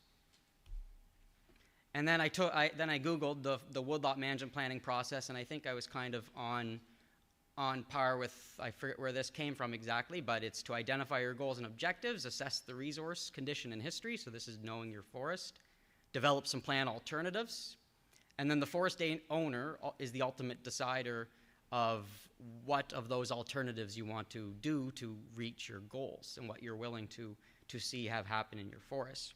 Then you implement your plan, and then you evaluate and feedback, and then you start the process over again. So the McDonald family, so we know their goals. They're looking for some sustained income over time. They want to improve the forest, and they want to pass that land on throughout their family. So it's, 85% sugar maple, 10% yellow birch. I think this all adds up in about 5% softwood. So, and it's about 50 years old. It's a tolerant hardwood stand. So I would generally classify this as healthy, and it's growing probably quite well. So this is, Andrew is a maps guy, and I'm kind of a numbers guy. So this, I took what's called a forest growth model, and I took a plot that I think would represent this type of a stand, and I grew this stand forward just to see, is it still growing? So the y-axis is timber per hectare. That's how much wood is standing in the forest. You could put cords per acre there. You could put whatever you want on the y-axis in terms of your values, the way you want to evaluate it. But as a forester, this is one of the first things I always look at to think of a stand or a woodlot. And so as you can see, the stand accrues volume over time, and it starts to reach a peak sometime in the next 80 to 100 years. This is looking forward 100 years, starting in 2020. So one of the McDonald's family's options is to not harvest anything and to leave it alone. And that's not really a viable option if you look at their goals and their values. So then with your forestry professional or whoever you work with, or yourself, if you're, doing your woodlot management yourself, you think, okay, well, what interventions can I do to help me to meet my goals? So I looked at this woodlot and I said, well, it doesn't really have a lot of volume in it right now, and Old Man McDonald is getting quite old, so we should let it grow maybe another 10 years, and then we can start to manage this woodlot on a selection harvest in a commercial fashion. So to bring in a small harvesting machine that can do this type of a treatment and remove about 35%, and then do that on probably a 25-year cycle. So that's one option, how they can manage their forest, and I think that starts to meet some of their objectives. So in a selection harvesting cycle, you can remove some of the poorer quality trees and leave the better growing trees standing. So over time, you will have a forest with bigger trees, theoretically, as long as it's done correctly. And you always need younger trees, because you need small trees to replace the old trees over time. So this is one of the options. But then Old Man McDonald says, well, can you look at a separate alternative? That 25 years is a little bit long for us in terms of sustained income. So I said, okay, well, then let's go immediately and do about a 15-year or a 15% removal and manage that on a 15-year cycle. So you're cutting more often, but you're cutting less value. And I did a rough estimate of the revenue that could come in, and I think the longer cut cycles is probably a little bit better, but it's all, it's hard to predict revenue this far into the future, but that's something to consider. But this allows, every 15 years you can get a little bit of revenue generated off your woodlot. And then you devise a plan once you've picked an alternative. So this is as the forest owner decides, what contractor will do the work, what are the infrastructure needs.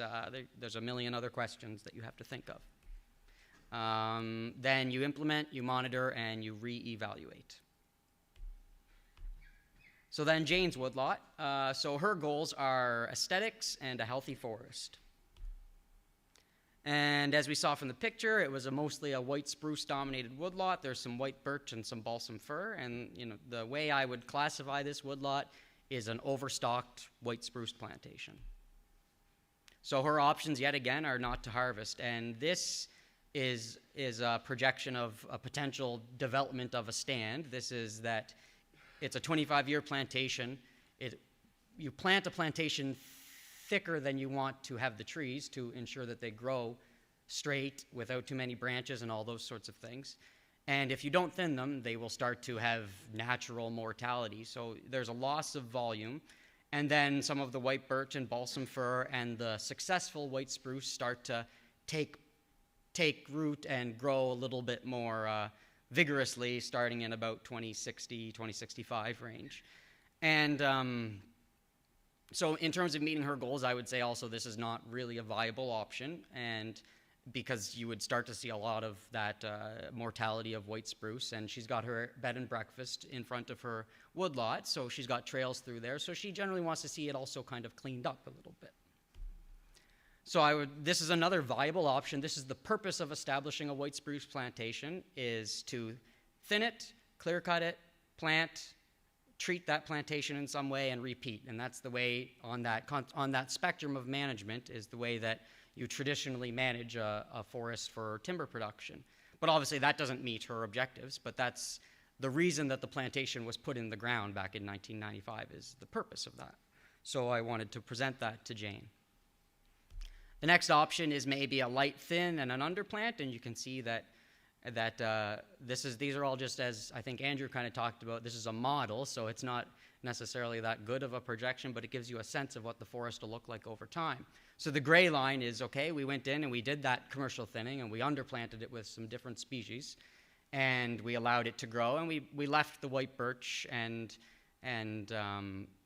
released that to give it some more space to grow. So these are sort of Jane's options, and she has to select something, and there's, for all of these woodlots, there's a multitude of different options. But as I said also, she's got her bed and breakfast, and she's got the only piece of forest that you can see in the area. This is in Cavendish, and these are all made-up woodlots.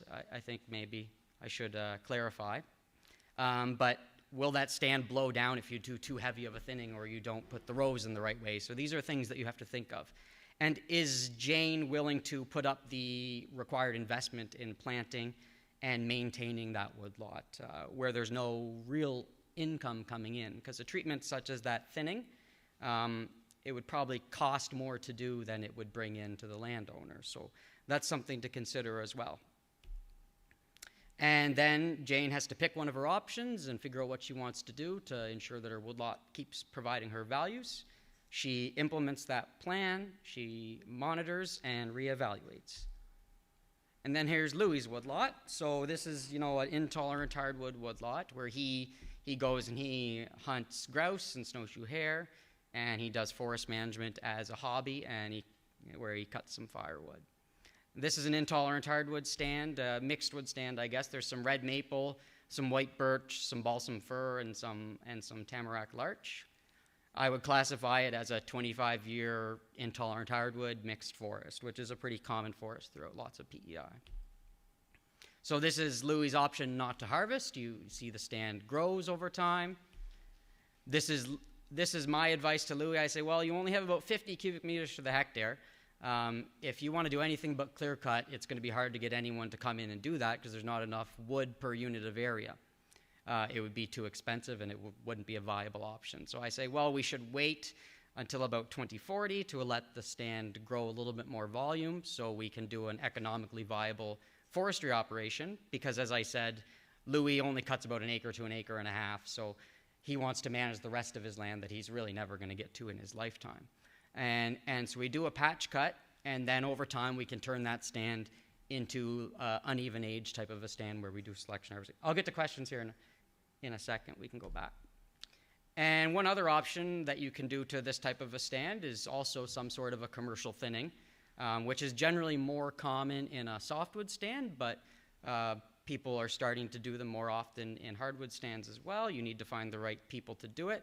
And then you can probably turn that into a selection harvesting a little bit quicker. But again, this requires a financial investment on behalf of the woodlot owner, I think, in most instances. So devise a plan. These are some things you have to think of. We're going to leave an area for Louis' firewood business, so we're going to leave the front 25 acres for him to manage for his firewood and for his hobby management. Expensive investments, as I said, that commercial thinning probably would not be a cheap thing to do. There are subsidies through the provincial forestry programs, but that's something to consider. And then we want to promote some fir thickets, which is crazy to all of us, and have some patches for the grouse. So we're going to leave some areas that we're going to focus on different types of habitat for the critters he likes. And then we're going to implement that plan, we're going to monitor, and we're going to reevaluate. So those are 3 woodlots. I tried to put one, I think in the Woodlot Owners Association, we always forget about Prince County. And so I tried to have a woodlot from each county because we generally have less members up there. But the take-home message from my talk is that all woodlot owners have different values. All forests can produce different values to different degrees. We are all constrained by our current forest, which is something we all have to grapple with and figure out how we are going to do what we want on our land. We all have options. If someone tells you there's one thing you have to do, I think that it would be worth getting a second opinion if it doesn't meet your values. Forest management often requires an investment of either time or money or both. And from my perspective, I'm a forestry professional, so I think forest management plans are essential and that they are living documents to meeting your values. And then I guess just another closing message is that kind of what Diane spoke to about things like carbon our values as the owners of the land are one thing, but I think society also places values on our land, which woodlot owners have a responsibility to provide to some extent, and the way they do that is I guess a challenge to meet both the objectives of the owner and what people place on those owners. And if we don't provide the values to society as woodlot owners, we will probably be told that we have to provide those values over time, and that's a risk that we all take. So I think thinking of how our land contributes to the rest of the forested landscape is something that all woodlot owners have to consider whether that's fair or not is a different debate. So I just wanted to talk about some woodlots and some different types of values to provide a starting point for the panel discussion with John Arthur and Matt, and we were hoping to have Dan DuPont here, but he could not make it today. So that's all I have for my part of the conversation. Thank you.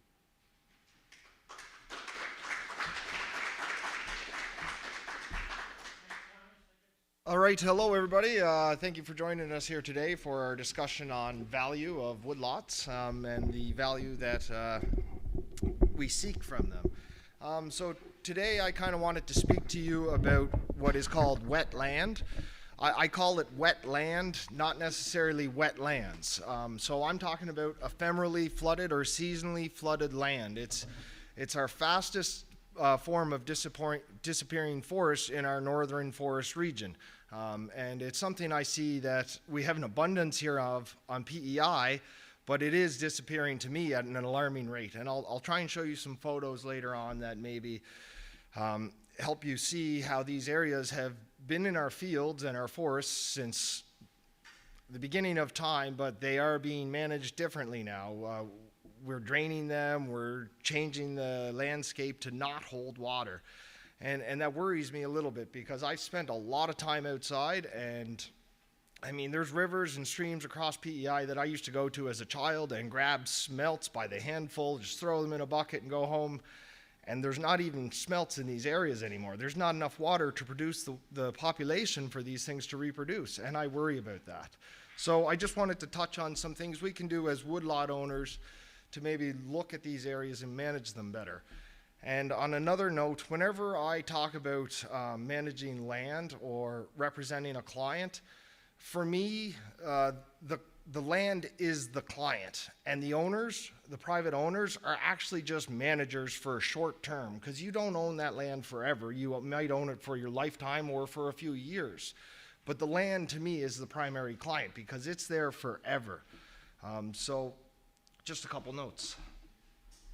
Okay, so often wetland is referred to as marginal land. I find it a really funny term because to me, there really is no such thing as marginal land. Marginal land is a definition we've given to wetland that has no agricultural value or no industrial value. That doesn't necessarily mean it doesn't have value. We kind of just look at it as economic value and then deem that it's marginal. I would also add that on PEI, land that's often referred to as marginal land is often the land that's found within a catchment basin, but it's actually within the catchment channel or depression through the slope or grade in which water or rainwater will run and it'll flow through or possibly rest in. I feel that's something we kind of don't consider when we talk about marginal land. We just view whether it is beneficial for agricultural or industrial, but we don't really look at how the impacts of this marginal land changes the flow of water over time.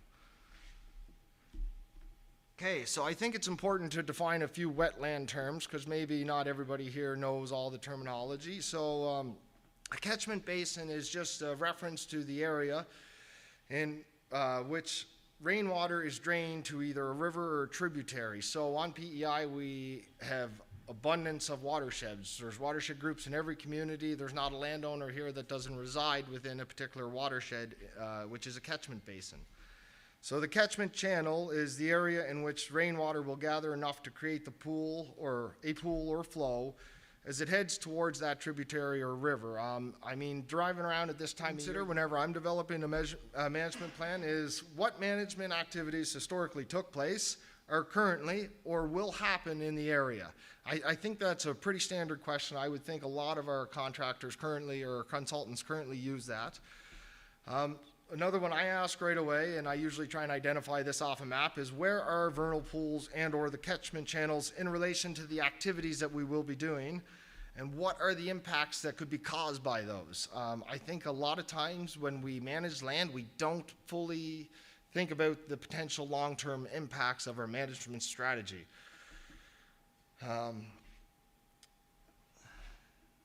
And what functionalities does that vernal pool or catchment channel have? Because not all of them are the same. So if we go and walk around here and we find a little ditch with a couple inches of water, that ephemerally flooded area or that vernal pool does not necessarily have the same functionality as a stand with ash, elm, maple, yellow birch, and a nice 4-foot deep vernal pool in the center of that, right? So there are very kind of different approaches to the management of these areas, but it's important that we understand and classify these areas. And classification of these wet areas is probably one of the biggest barriers. Right across North America, there's not one group that seems to kind of put down a set standards of how to classify these areas and then agree with another group, because everybody has a different interpretation of these kind of areas. And I think we need to sit down as a province and maybe look at what we value in these areas and how to classify them and which ones are actually important. Protection for these vernal pools. And if you go to some places in the States like Maine or Vermont, different vernal pools have anywhere from 100-foot buffer to 600 feet buffer, depending on how ecologically sensitive they are. Okay. And what plants and animals use this habitat? There might be lots of various amphibians that use your habitat, or you might find a northern pickerel frog, which is very rare here on PEI, and maybe it's in your habitat. That's why it's really important to know what species are using those areas. And whenever we're making our management plan, it's really important, to me at least, to speak to other people that manage land in the area. If there's groups around you like Nature Trust, watershed groups, Ducks Unlimited, get their inputs into what they're managing land in the area for, or around, or what they're doing to management. There's so many groups managing land differently that if we have little discussions, we might all get on the same page a little bit. Okay, so non-economic values. Most of these wet areas don't have an economic value. Selective harvest over long term can yield you a little bit of profit, but I mean, you're not going to get rich managing land to hold water. That's just the way it is, at least not for 100 years until maybe there's some fresh water shortages. But so for non-economic values, we got water. So these vernal pools, these catchment channels, anywhere that holds water, that purifies water. It reduces nutrients like nitrates that come off farm fields. It helps groundwater recharge, and it actually provides flood mitigation, especially our riparian areas. I do a lot of canoeing here on PEI, especially in the springtime, because it's the only time to do any whitewater canoeing on PEI. But when you canoe our rivers and they have an extra 5 feet in them at that time of year, and you start seeing the water go beyond the riparian area and down roads that are in fields and across catchment or grass waterways and stuff, you start realizing that maybe we're not a 15-meter buffer in some areas is inadequate, and maybe a 15-meter buffer in other areas is more than enough. So wildlife. There's all kinds of value to wildlife in these areas. It's breeding habitat for amphibians, and most will only travel a few hundred feet from these vernal pools. So they spend their whole life cycle kind of within a vicinity of this pool. So if we go into a stand and we clear cut that vernal pool and we dry it out, there's a good chance we're actually going to remove all the species that are localized to that pool. They're also breeding and feeding areas for waterfowl. I'm not sure if many people here have ever seen a wood duck, but a wood duck uses areas like a marsh or up around Afton Road. There's quite a bit of wood duck activity, but they don't necessarily breed in their brooding areas. They actually stop by these vernal pools for a couple-day vacation with their partner. They feed on amphibians, macroinvertebrates, and then they do the dance, and they go off, and the female usually raises her young then in a nice brooding location. So these vernal pools, because they're so temporary, they offer wildlife kind of little staycations, I guess you could say, in these areas. And they also become feeding sites for like bats. Everybody here probably knows that bats are now an endangered species in this area. And tree swallows. So I put a pond in our backyard there a few years ago. I just started shoveling it by hand.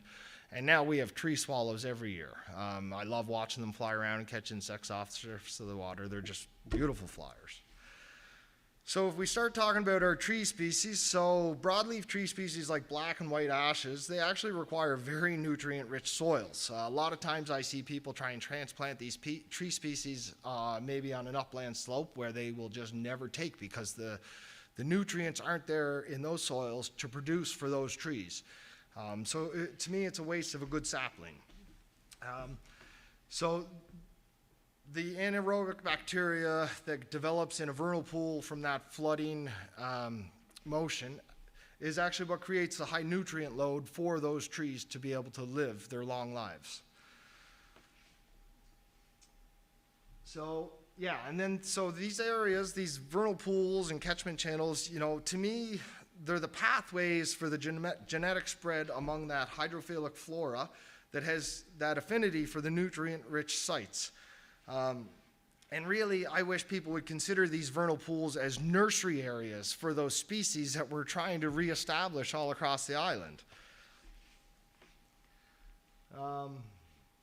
Yeah, and so removal of the tree canopy, if it's done too heavily, it often results in the fragmentation of these wet habitats. Exposure to direct sunlight will permanently dry them up. I don't know if any of you last year remember how dry and hot it got, how quick. Walking around to vernal pools, and I mean, I spend a lot of time in vernal pools. I love going out at night and trying to get my hands on all these different species as they're reproducing. But last year, I started finding pools that were fully dried before egg masses had even matured into tadpoles.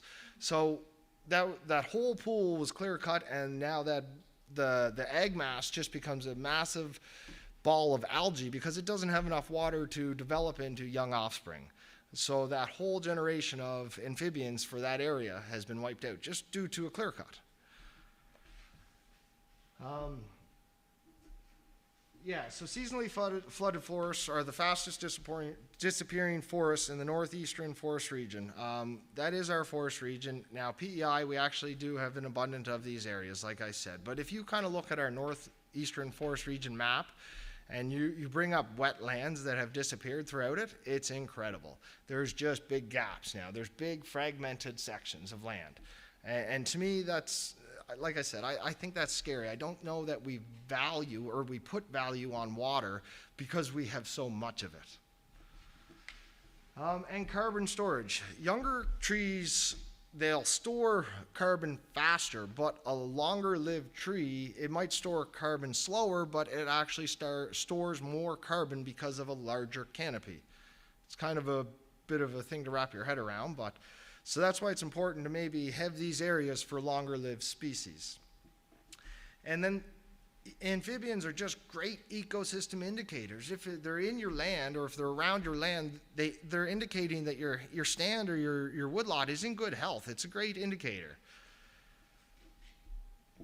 So on PEI, if you run through the maps, you can find these circles everywhere. So these here are wet forests.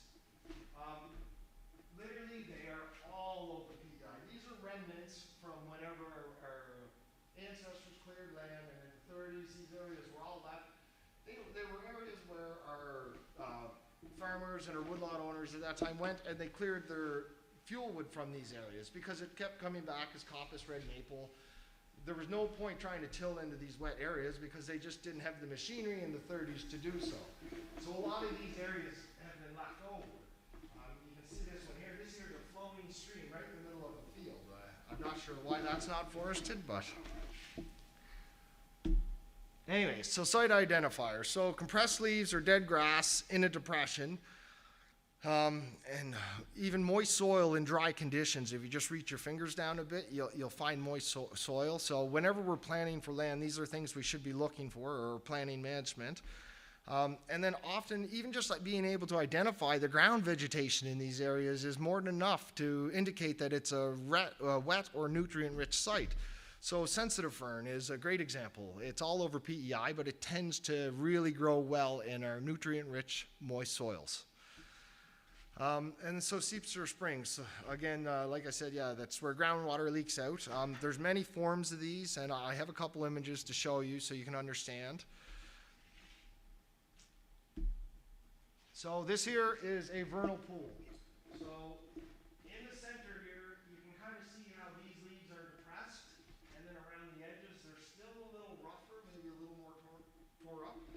So this is a picture I took on Wednesday. So this vernal pool has already dried up. But that depression is what I would look for as I walk through woods to kind of decide if that area holds water. Now, about 20 feet away from that dry vernal pool is this really nice wet one. Now this particular site has a lot of elm, it has a lot of white ash, it has red maple, it has yellow birch. It's a beautiful site. However, this is not a protected wet area. In a few weeks, this will be dry, and somebody could easily come in and clear cut it. And that's fine. If that is the landowner's objectives, you know, they need that cash revenue, that's their goals. But for me, we really should be selectively managing.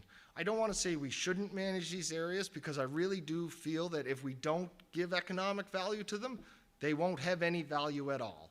And to me, the economic value is minimal. The environmental value is huge.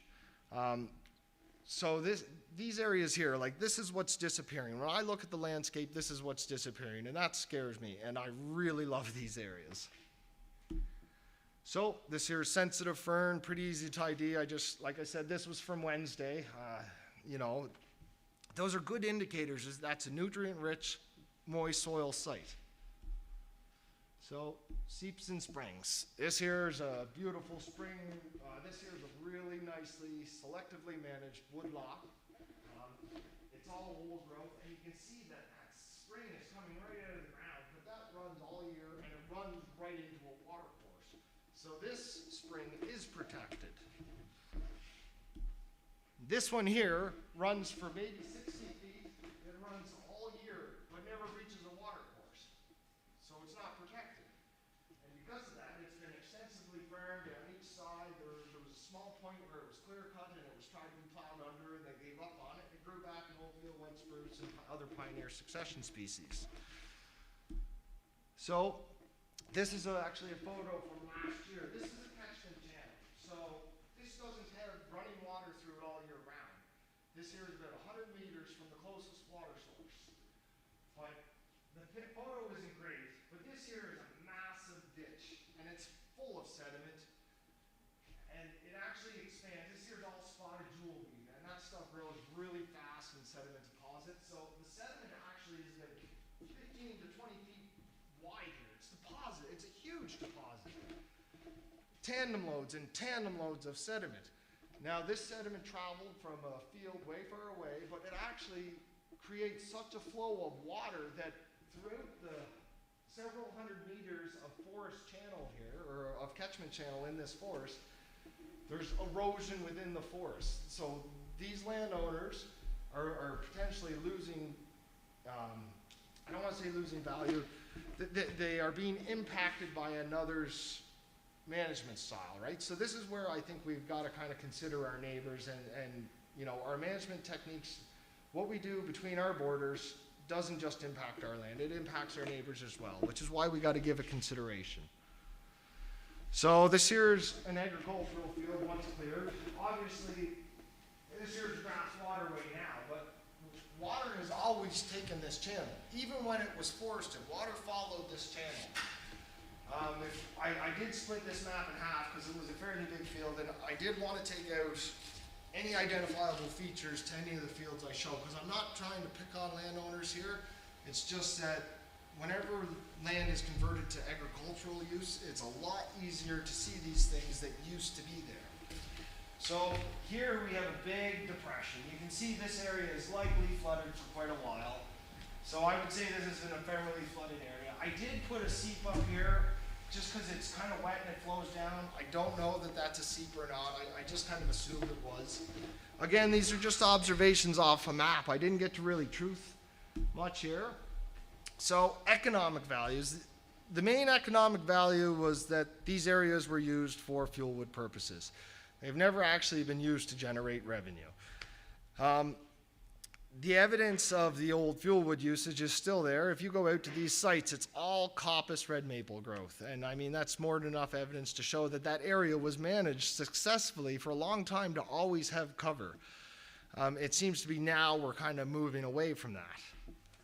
So these wet areas should help with the production of broadleaf tree species like white and black ashes, our American elm, northern red oaks, and yellow birches. Those are all desirable hardwood species. But they also have a production value for softwood species, for long-lived softwood species like red spruce, white pine, eastern hemlock, and even eastern larch. Most people don't know that our eastern larch can achieve ages of 200 years. They just never do here. Even white spruce. I mean, white spruce generally, you see it age out around 60 years of age, but in these riparian areas or these ephemerally flooded areas, they seem to mature really well to about 100 years old. They make really nice trees.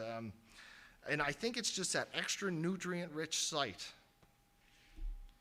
So deforestation and drainage of marginal land for arable land or development. Now, this is where I want to go back in time. We're going to go through the ortho photos all the way back to 1935. What I did was I selected a 222 hectare plot of land where I've particularly noticed a lot of deforestation of these nice hardwood wet areas. Now, the neat thing about this photo is that even in 1935, this 222 hectares was less than 50% forested. So it's always been heavily farmed. All right, so this here is the beautiful landscape of 35. The red line is kind of our sample plot, and all that is actually just a roadway that has been there since the 30s, so I thought it would make for a good sample plot. So whenever we look at this map, you know, what I look for when I'm IDing wet spots are things like this. That's a circle in a field that somebody is plowing around. They're not plowing over. They're probably plowing around it for a reason. With my computer, I do have the ability to zoom up pretty far on these, and I'll show you a zoom in. But you can kind of see some gray areas up here to a wet field. You know, a catchment channel here with a gray area. You see the rounded edges up on this woodlot here that let me know that's probably a wet forest. So that's one of the wet fields. When we zoomed up, you can kind of see all the different gray clusters. Like that's wet area. That's where the water is close to the surface. The groundwater is close to the surface. And these here are vernal pools that were found in the field in the bottom left-hand corner. And I was able to kind of truth these because I go back and forth through time in the photos, I'm able to see that these pools are always there.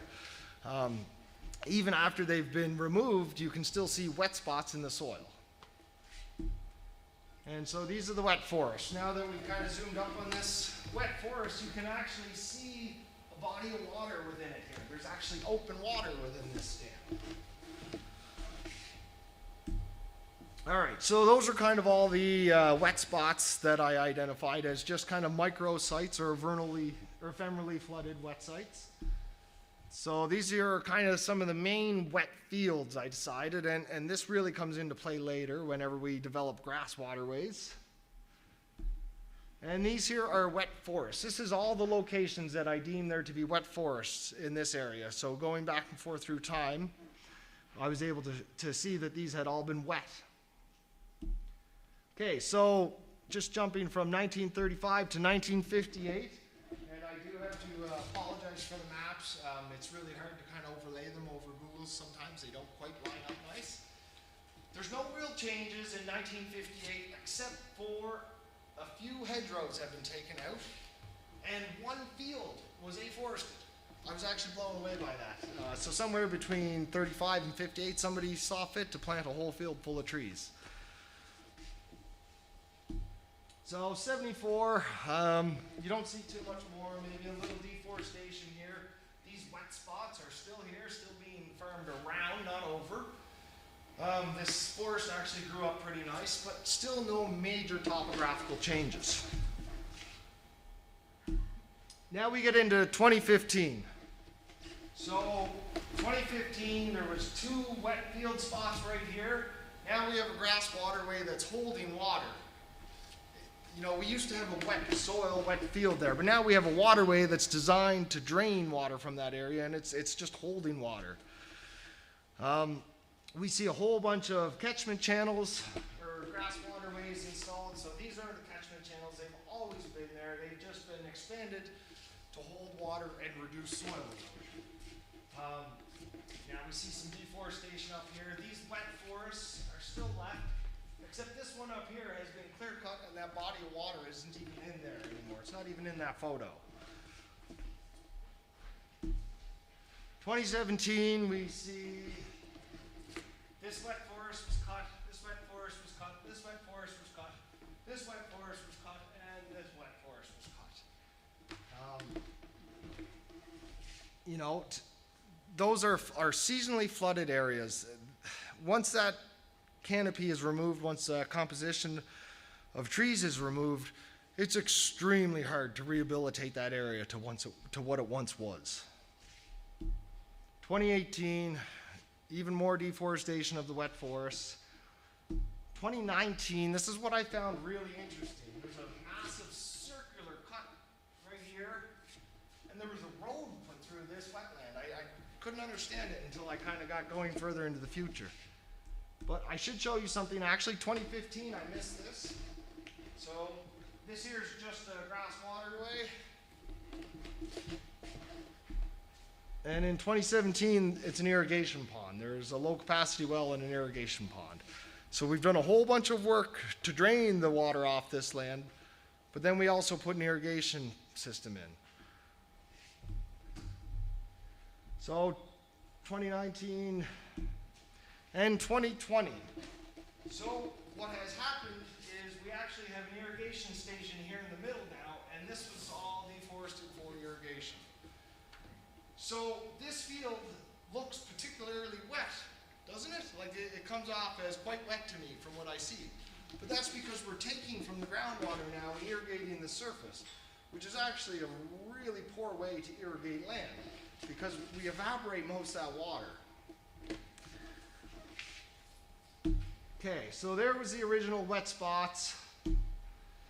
There was our original wet fields, which they're all on top of a grass waterway or catchment channel. And there's our wet forests. So there's actually no wet forests anymore in that 222 hectares. So one last look back to 1935. I don't know what it is, maybe it's the black and white, but I particularly find that image kind of appealing. So just last week I seen this. This here was really neat to see pop up on Facebook. It's actually a rehabilitation project that Surrey Wildlife did this past year.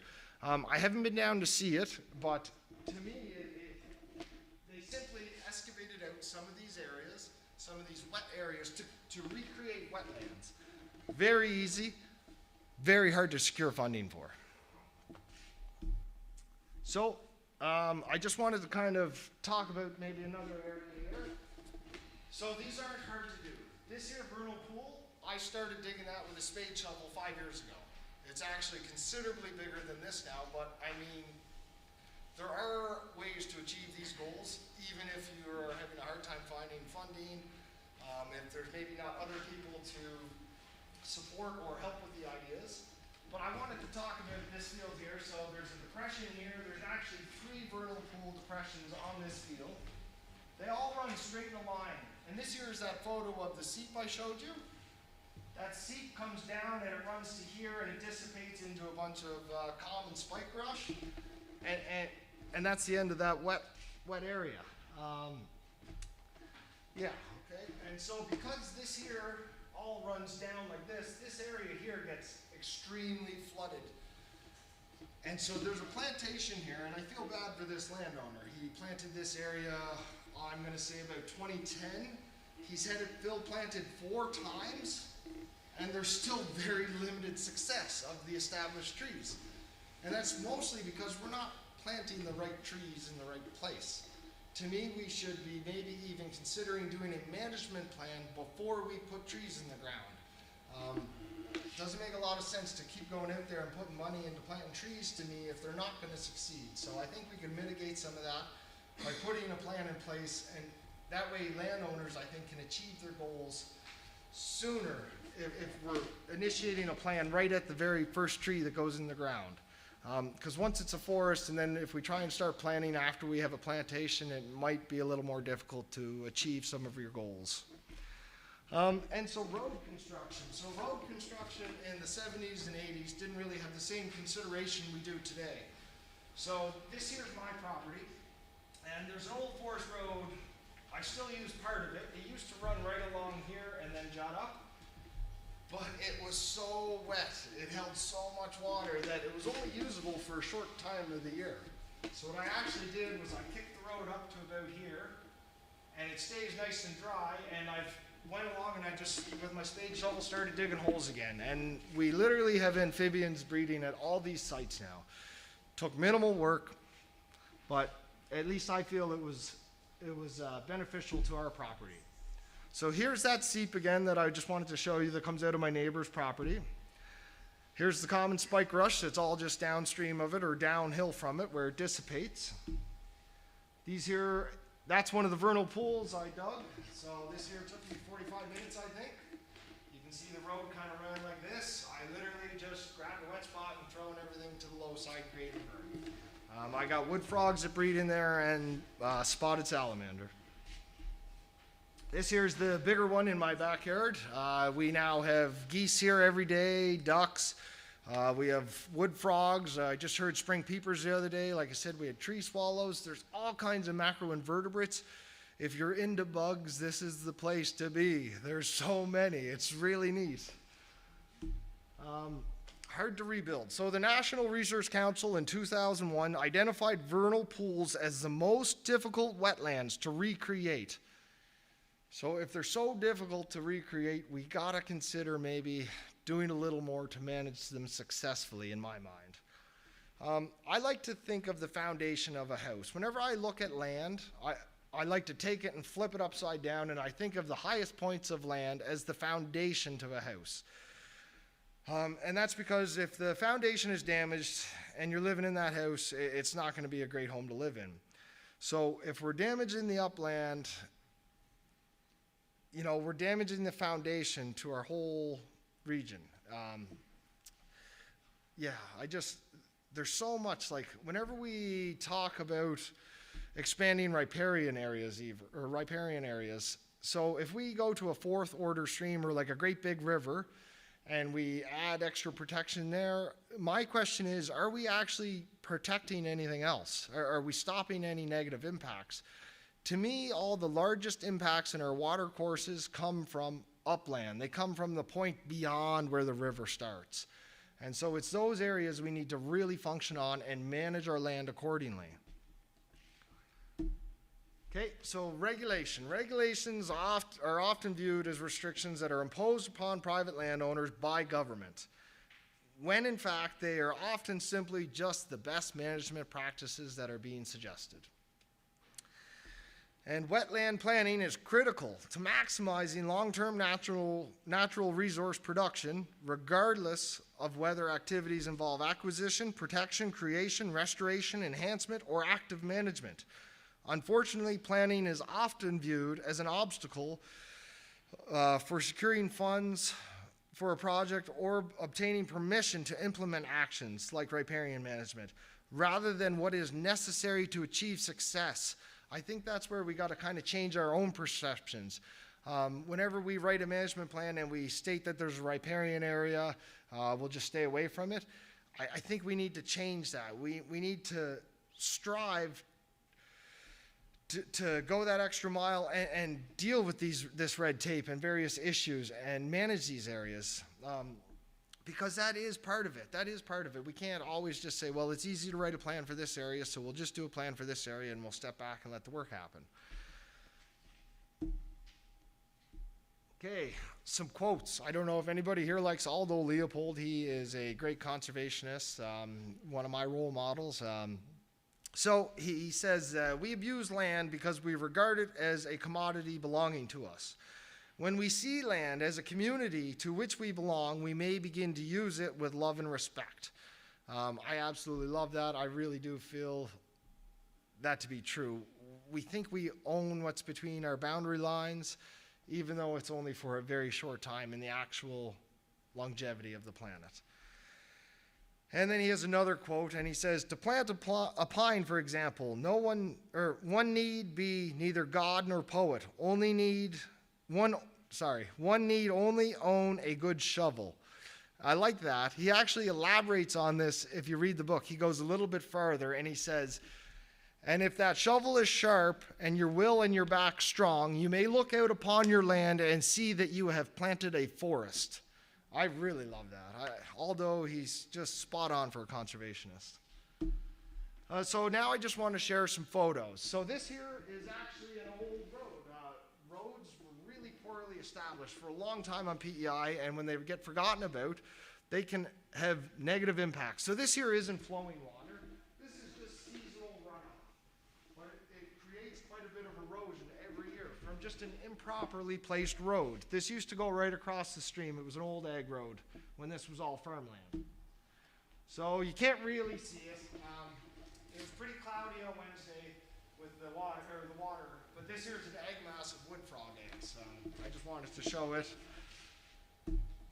So this here is a flooded area right next to a farmer's field, a beautiful area for habitat for amphibians and ducks.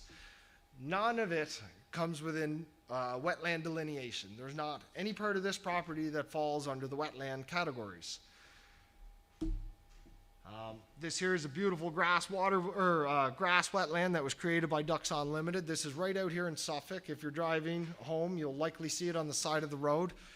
I particularly find this a really interesting site. I know some of the Ducks Unlimited staff aren't overly happy with it because it's not open water all year. I actually think the functionality of this type of a vernal pool is better than an open water one, because it creates shade, it grows cattails that create shade that let it hold water a little longer. So this here is another beautifully managed property. The only issue I have with this management is that they put the road right on the floodplain. The road, we tend to do that. We tend to find the flattest areas to put our roads, and that's usually where water goes. So this beautifully managed woodlot, it's just that one road that creates issues for me. So this here is that failed plantation there that my neighbor has. The trees succeeded down to about this one point where the land gets wet, and then there's just no success. This area has been planted, it's been planted, it's been planted, and it's been planted. And there's just no succession except for the stuff that's just up out of the wet area. This here is a bog I walked through. So this is a delineated wetland. I walked through this on Wednesday, and I couldn't find the wet spot. I thought that was kind of interesting. And I wanted to finish with that beautiful picture of the spring, because, I mean, I love old growth woods, and especially when they got water pumping out of the tree roots, wow, I find that just something else. And I think that's it for me. Any questions?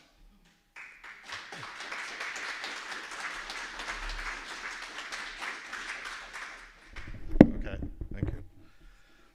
So, Dorian played havoc on my woodlot. I have a stand of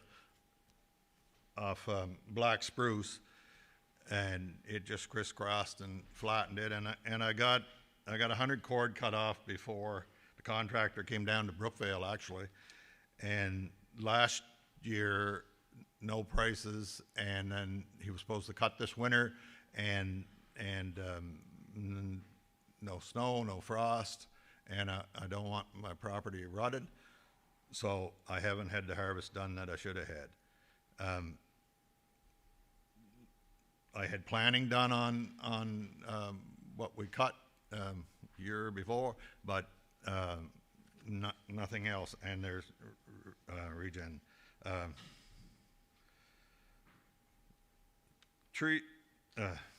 The minister's talked about his feelings about the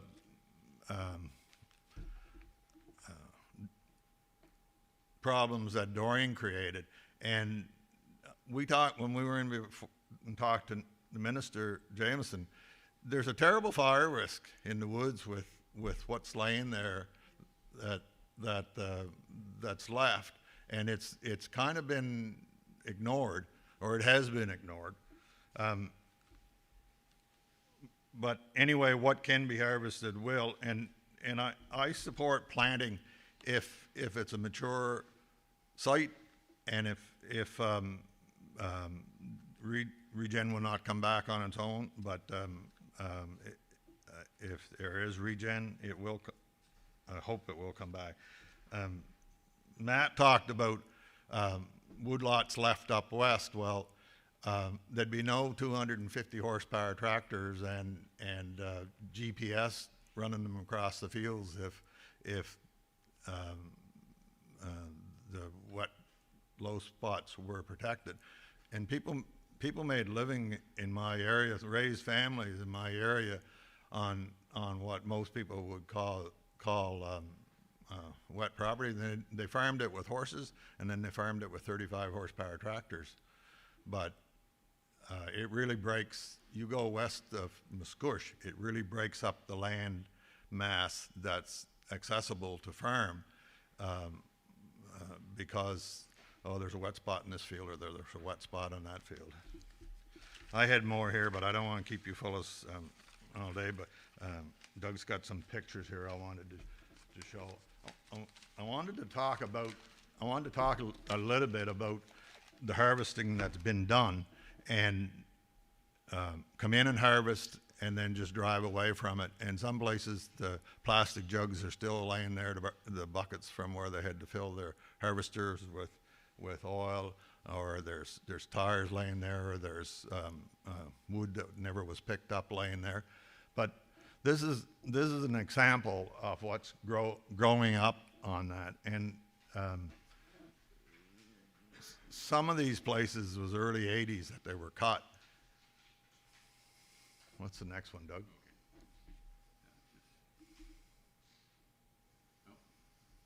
Yeah, yeah. That's a little denser, but popple and birch and cherry tree. Keep going. Next one, Doug. And Terry Williams in the background. Yeah. Now, can you zoom for me? Okay. There's a property that people moved home from Ontario and bought. They cut it with a bush cutter every year, and they leave 2 or 3 trees. But you can see what Matt was talking about. I mean, that's typical land, farmland in my area. And the next one?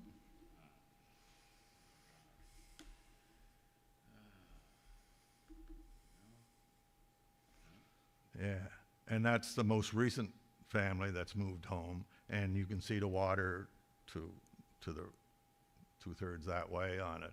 And they were out there the other day, husband and wife and the daughter, and they cleaned up all the little stuff along the fence line and down along the side and stuff.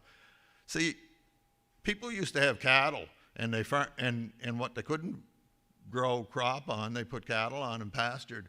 Nobody's got cattle anymore, just big dairy farms, and most of them, cattle's in a loafing barn. They bring the feed in to them. Cattle don't go out on pasture.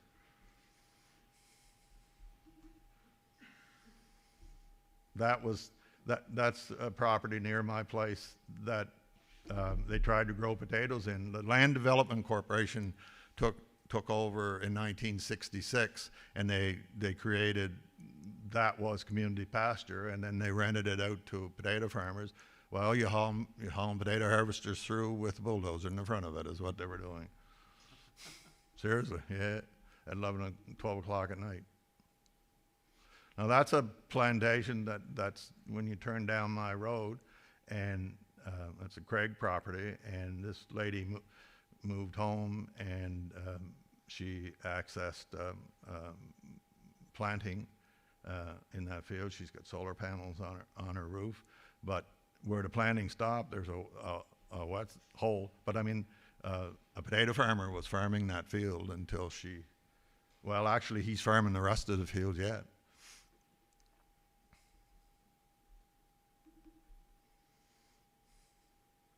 But they really show up this time of year, but they're really hooking on now. So those aren't planted, they're just... No, they're planted, yeah. Yeah.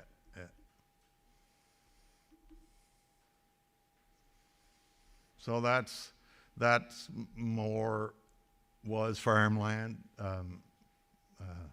It's since they haven't tried potatoes onto it, they had grain into it. Some tried some soybean into it, but you can see that the juniper larch is working its way out, and then that red bush, whatever that is, that's, yeah, problem in our area.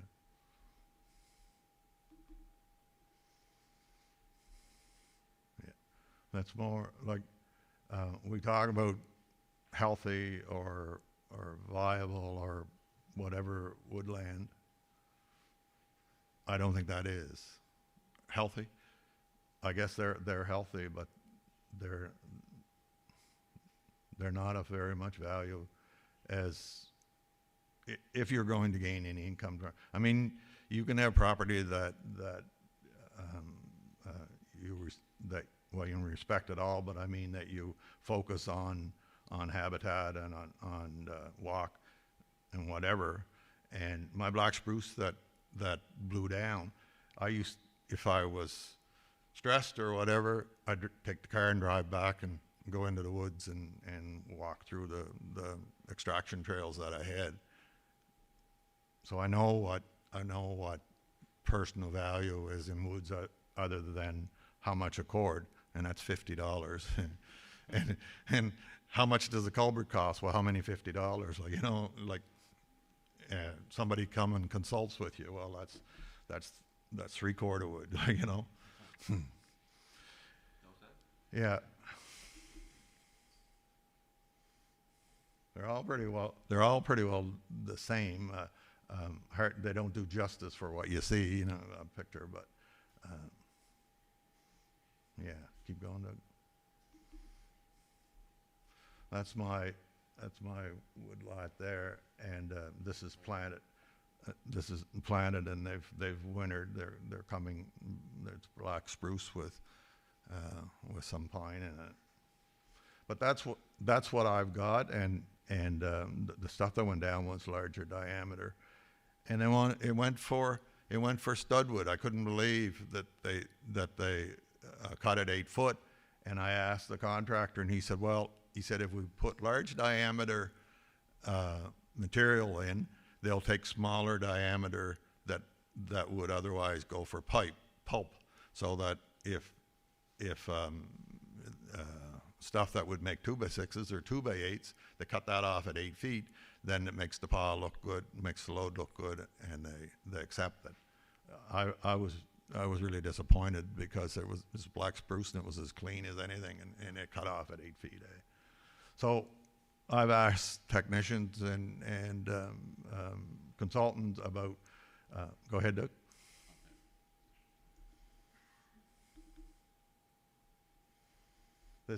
This is what I've got that hasn't been got to yet. That's my woodlot. Yeah. Go ahead.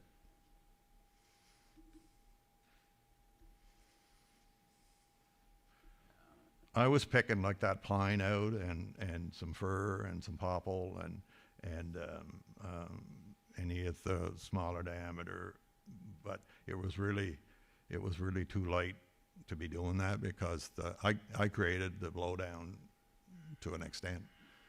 Go ahead. Yeah. Go ahead. Yeah, thanks, Doug.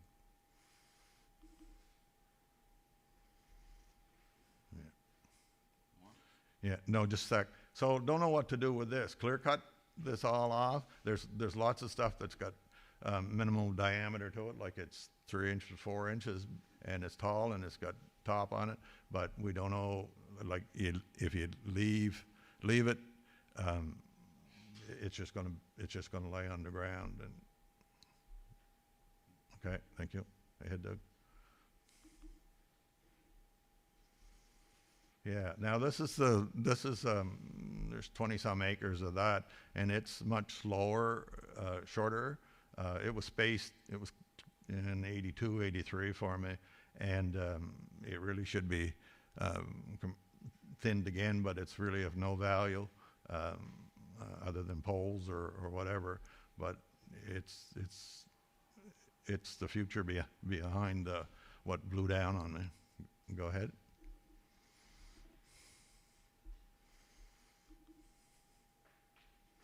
Now this is across the road from me.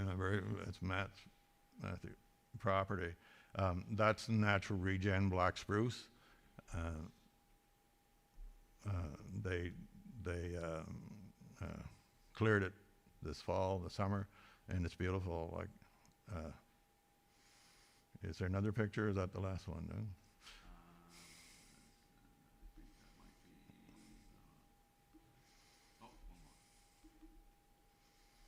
You get a better view of it there, like you'd almost think it was planted, eh? But that tall stuff that's there, that's been there as tall as that my whole life that I remember. Like it just never did anything.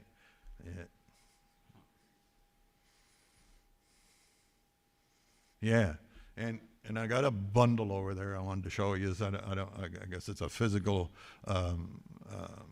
demonstration of what I'm talking about.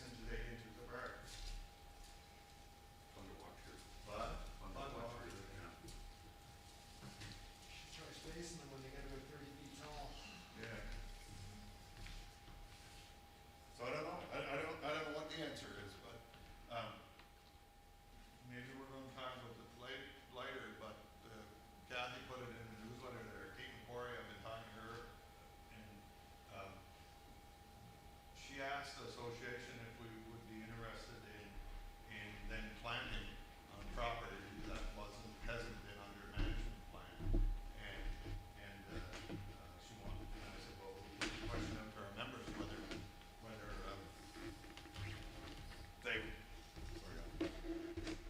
whether they would support that or not, but that's what we got. Like the state of our forest or state of our woods, and it'll show in that new inventory that was done what's out there. I'm talking about PEI as a forest covered is what I'm talking about. I can plant my woods, I hope, but that's what's around me, all around me. And I've been asked every time that they created that to cut mine as well, and I said no, thank you. All right, let's just go to dinner. There's only one other thing I got. I've got just one sec.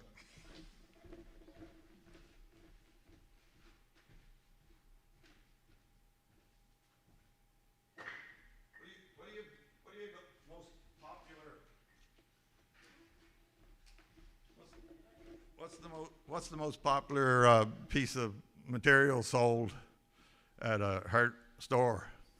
Yeah, what dimension though? 2x4. Well, I made a collection of 2x4s. The one on my left, that's a 2x4. The next one is we'll just use the 2. It's 7/8. 1 7/8. The next one's 1 3/4, and the next one is 1 1/2.